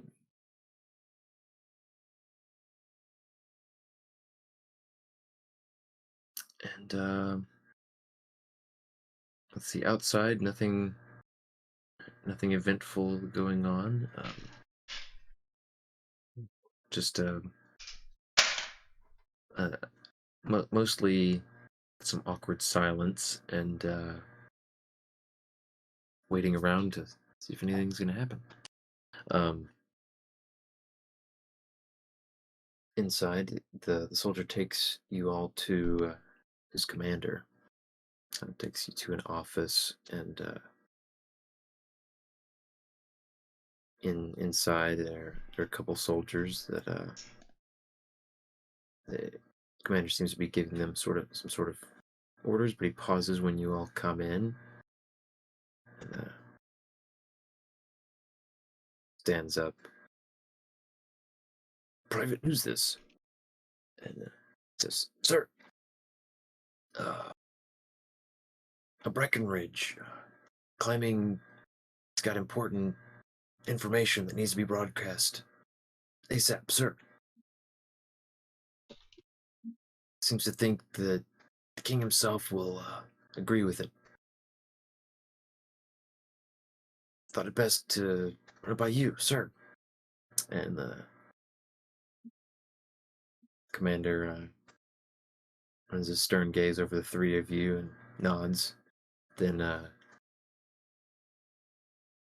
gestures to dismiss the soldier and motions for those other two to step back and hold off a moment.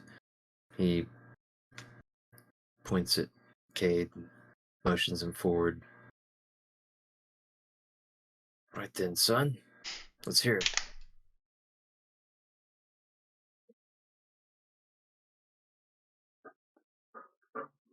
Well, it's on the face of it rather simple, but the details are what get very complicated.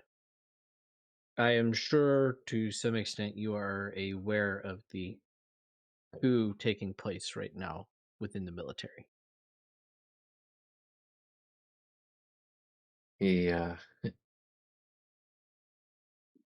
without breaking stride, still staring intently at you, says, "I'm well aware.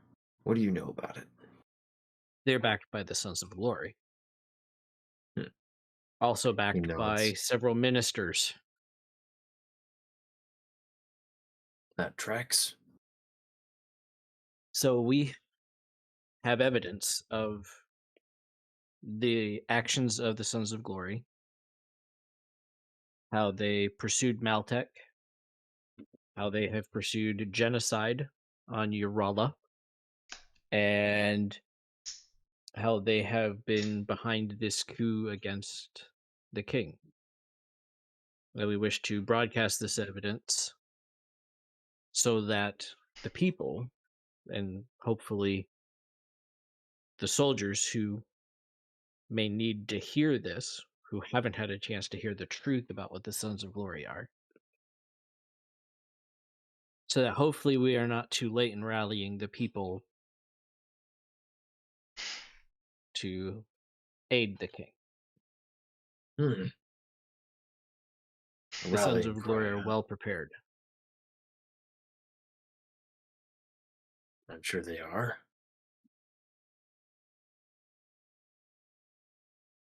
And you're hoping to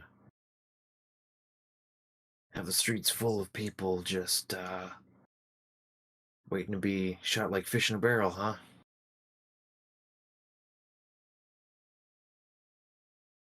No. But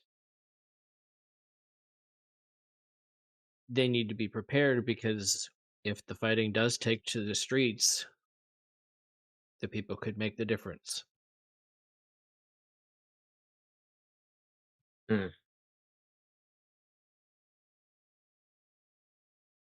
Well, if it gets to that point, we are seriously screwed on a level I have. Well, that I'm not even allowed to consider. Ah. he let me see here. He's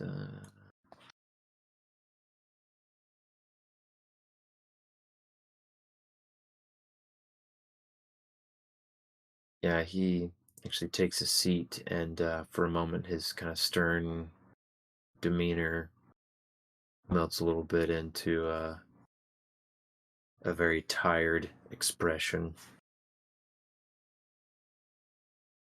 Says, official word is that this is a little internal dispute that's being stamped out in short order, and we're supposed to keep the lid on it.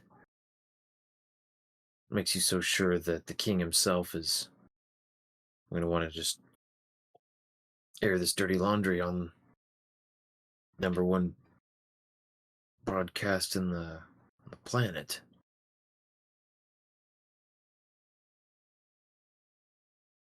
We may have arrived before the king has arrived to understanding this, but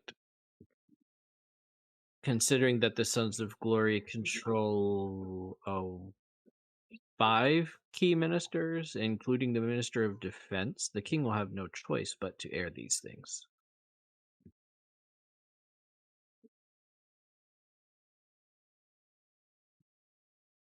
Yeah. It's considering that.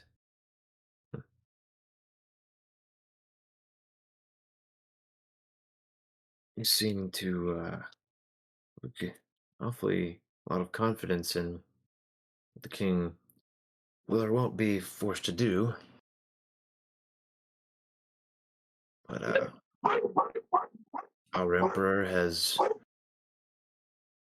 well, he has his own ideas about transparency.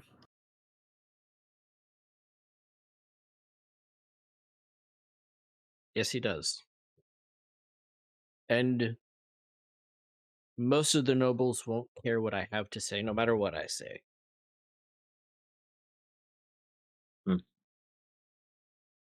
Could say that again.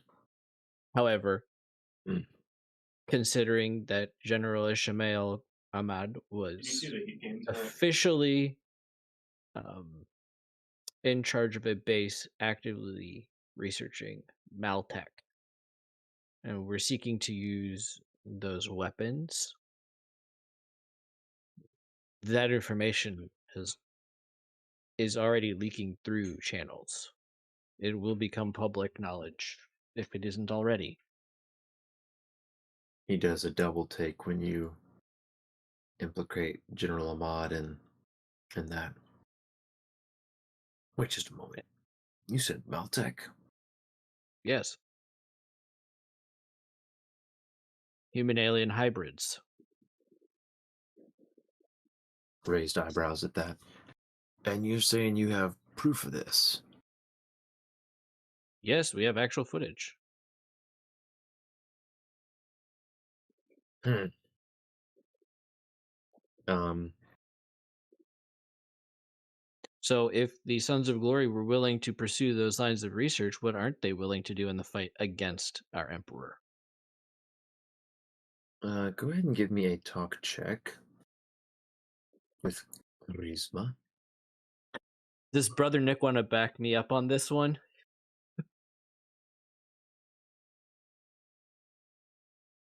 I know I've been playing the face character this session, but does Brother Nick want to back me up on that? My talk skill is like 1? Oh, it's at +0. Okay, you Yeah, can have a thanks. +1.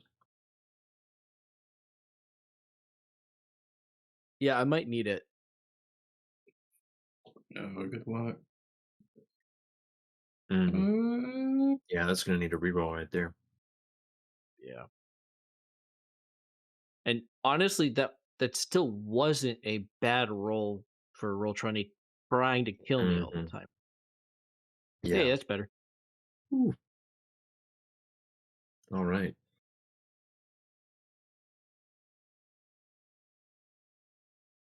So he seems to be seems to be considering seriously what you said.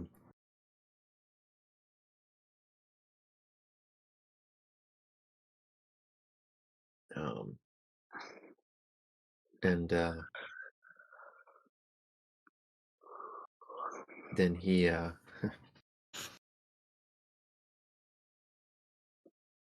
looks from one of you to the other, across all three of you, and says, "All right, I'm going to take a risk on this, and I'll just tell you now, if you start spouting something that can't condone, I'm gonna have to have the plug pulled, but."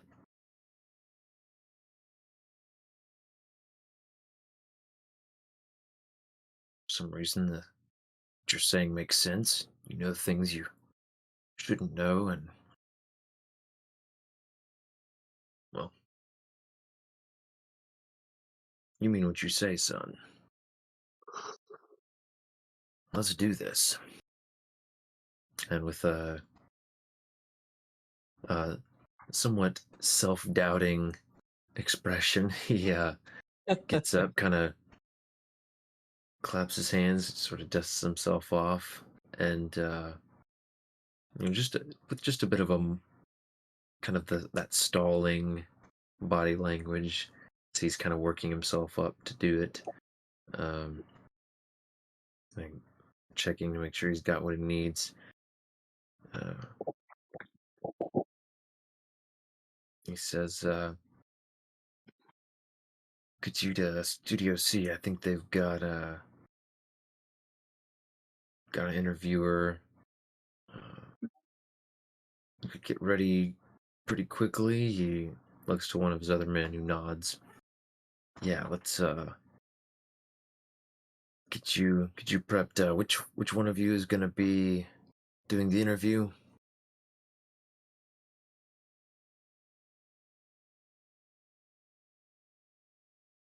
I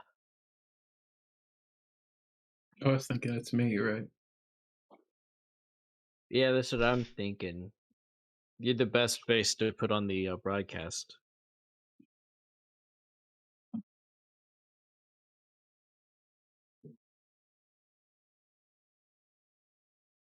Yeah, and I think what Cade would say too is he'll smile and say, "Well, let's get Brother Nick prepped. The people always love to hear something from a man of the cloth."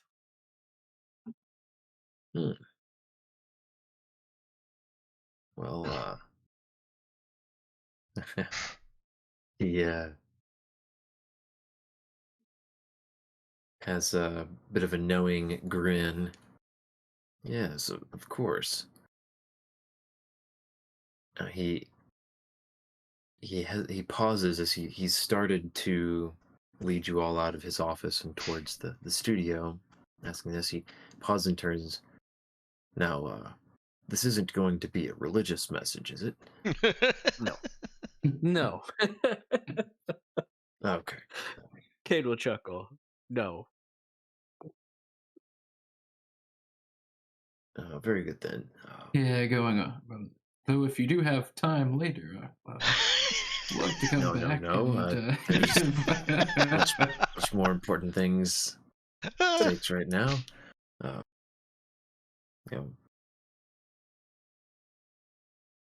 The citizens of Tabuk are free to practice whatever religion they choose.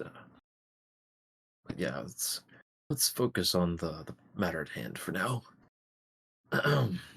And he'll turn quickly and lead you on towards the studio. All right, and then Ethan posted what his address was going to be, right? He did. Now let's see. Dramatic reading time. Yeah. Well, I am taking note of our time.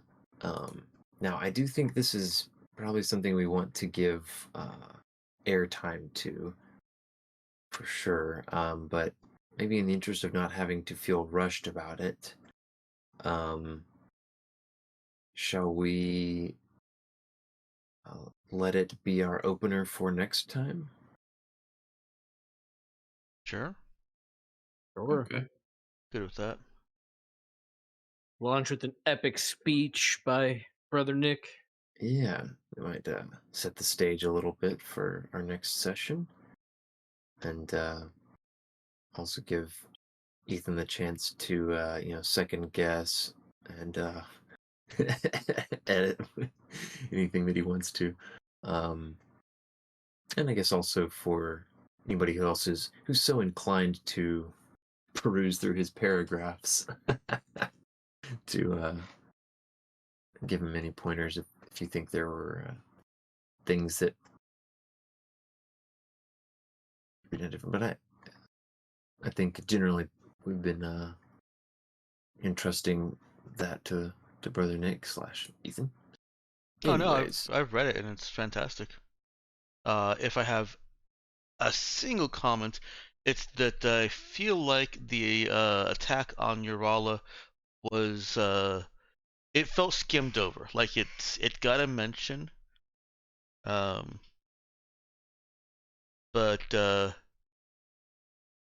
doesn't feel like it was given the stage presence that the importance that I feel like we've assigned it.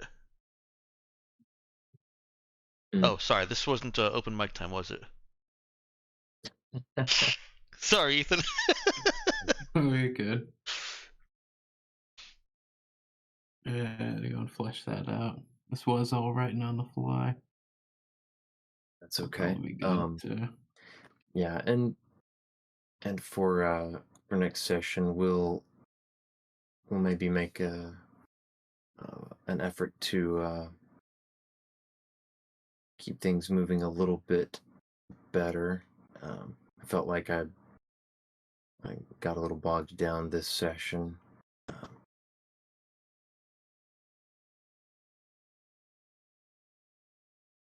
But for now, we'll go ahead and wrap.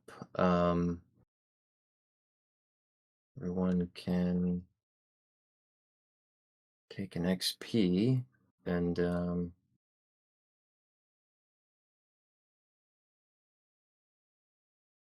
I suppose we'll get to faves real quickly here.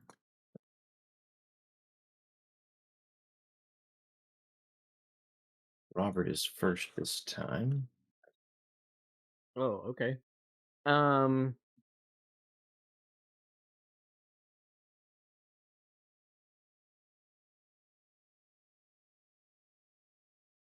Oh, you were away during it, but I'm gonna tag as one of my faves.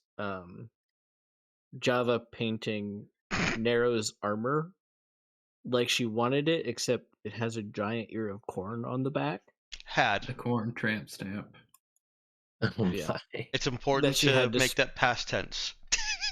Right, which she had to fix. Great paint job. Yeah, I wanted to tag that. And I guess for my second phase, Cade playing the face character for like the first time ever.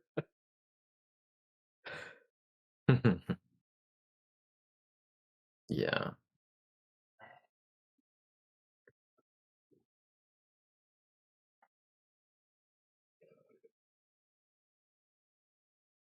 Yeah, it's he'd sort of done it on Otis Gorkupiets a bit, but yeah, it's fun to see him sort of shoehorned into it because he's the one with the clout in the moment. Well, the robots wouldn't listen to anybody else, so he had to do it on our Scorpions. Mm-hmm. All right. Thanks, Robert. Avery, what about you? Yeah, I was gonna give it to the wind cutter cross corn painted onto the back of Nero's vac suit. But I guess I'm gonna give it to Nero stepping into the van and stubbing her toe. Because I just imagine that being way more dramatic than it was described. Like, I imagine if you got into a power armor suit, and then you stubbed your toe, like the van's dented. Yeah. Definitely. There's a dent in the van. That's what I think Ben mentioned, that you can't find it because we got basically a junker, but there's a new dent. And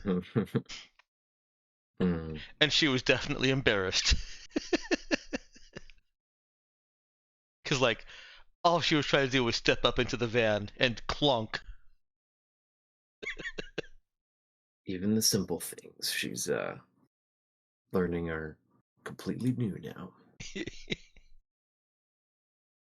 I don't know if I caught your description of the painting there quite right, Avery.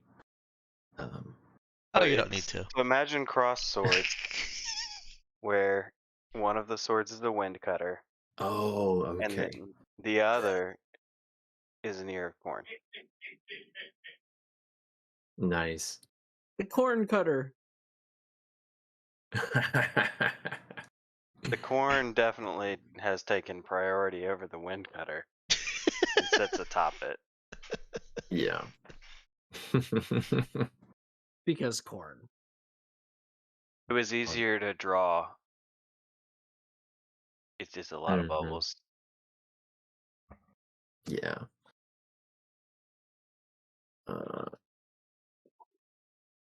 Well, let's see.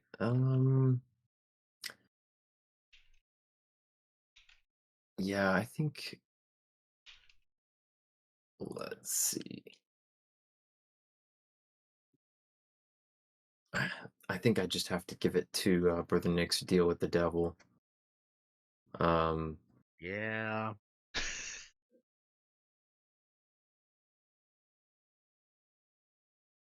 Because that was not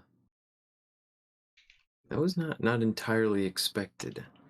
It was probably I think I shared Armand's sentiment that Brother Nick was the one I would have at least expected to make that sort of deal, but I think he was feeling the pressure of the situation and this I guess intense need to use every tool at his disposal to make sure everybody survives what's coming. So yeah, and I, as a GM, I certainly don't mind being given, I guess, easy plot hooks, or I guess adventure hooks for later. Though it'll, one way or the other, it'll be interesting when it does come up, whether you end up taking it or not. All right, Danielle, I know you weren't here to participate directly for much of it, but do you have something you wanted to? Getting my kid to sleep. Yep. Mom life.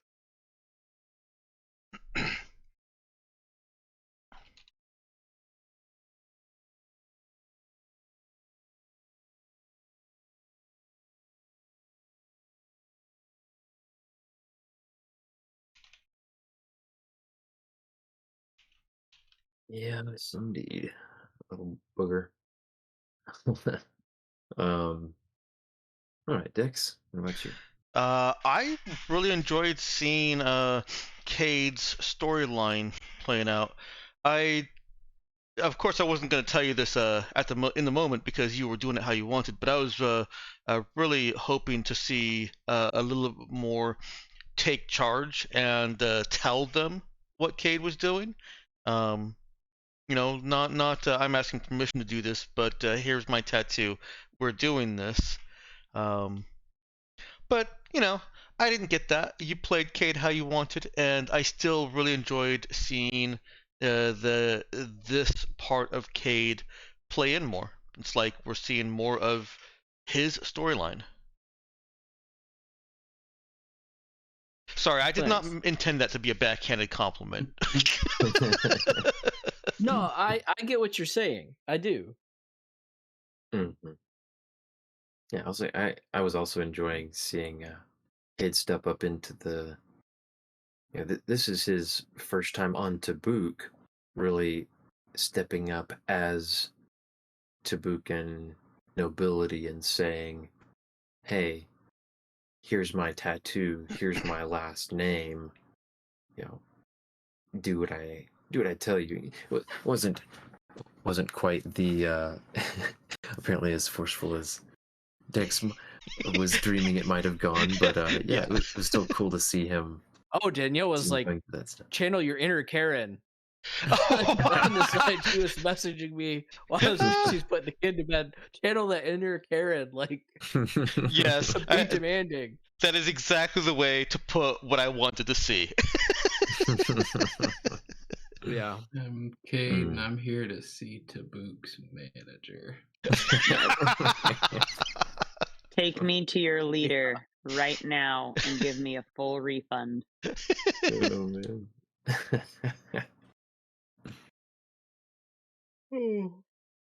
All right. Well, thank you, Dex. Yeah, I think that was good. Ethan.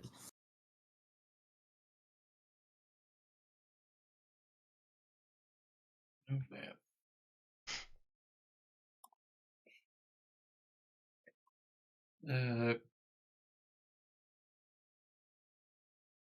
I think the dude just saying that tracks. That was just beautiful, beautiful timing.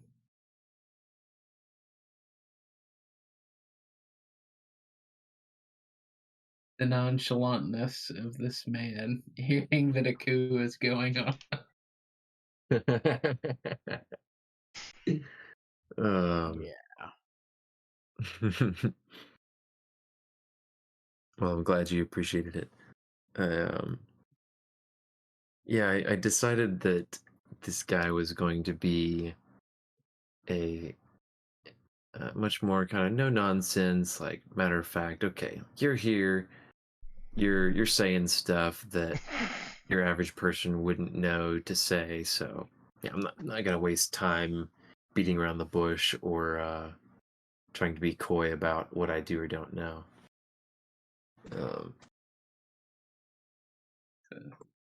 World's going crazy outside, but what about my public broadcasting station? You got everything typed out how you want it, Ben? I'm ready to paste it. I think so. Last chance for anyone to dispute how I worded their favorites. And Too that late. best. Yep. Yeah, I have thought about saying amend mine to include deal with the devil, but you called it, Ben, and that's good enough. Because that was another good moment. I did not see it coming. Well, I'm glad I can spice it up a little bit sometimes. Yeah, and I think for next time I don't know I don't know how exactly we'll do it. I did feel like we spent a lot of today's session doing planning stuff and sort of recapping things or I should say revisiting things that had already been discussed somewhat before that probably could have been decided in between sessions. So yeah, I don't know. Maybe the fire hose of planning information was a bit too much, and I'll say maybe some of the demands a little bit ahead of ahead of their time, but yeah, Well, I think our next session is basically in the GM's hands, isn't it? Like we've taken the station essentially. I think mhm. Cade wants to do some things so that nobody can pull the plug or jack the broadcast. And Brother Nick is going to recite his speech, and then from there, it's we brace for impact, and if there is none, then I guess what would be our next objective then, Ethan? If there's no fallout, no impact, nobody comes to attack the station, and we end up like 20 minutes into the session, and we're done with the broadcast, what do we do next? I think we're on step 5. Whatever the response is. We go hunting for the nearest command post for Sons of Glory and Kfar Okay, and start attacking. so that's it then, Ben. We're Java beholden. gets to use his grenades. Java gets to use his grenades. Uh-huh. Yeah, we're Alright, so beholden yeah. to what impact there is from this broadcast, and then we're gonna go hunt some sogs. Okay. Sog Sounds hunting. good. Yeah, so if you guys have Yep. any ideas about that, I will say, okay, yeah, it looks like 5A was sort of A and B were. Oh no, I guess A was just basically how to find an apparent Sons of Glory command post. Okay, yeah, I guess I'll just say, maybe just be ready to be flexible about that. But that's what I will prep, considering that that's your plan, and we'll go with that. Next session, we'll start with getting the.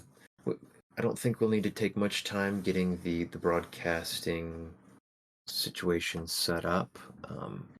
We'll maybe do a little bit, but we'll start off pretty early with a dramatic reading of Brother Nick's speech, his plea for help, his rallying cry to the Tabukan people against the insidious Sons of Glory.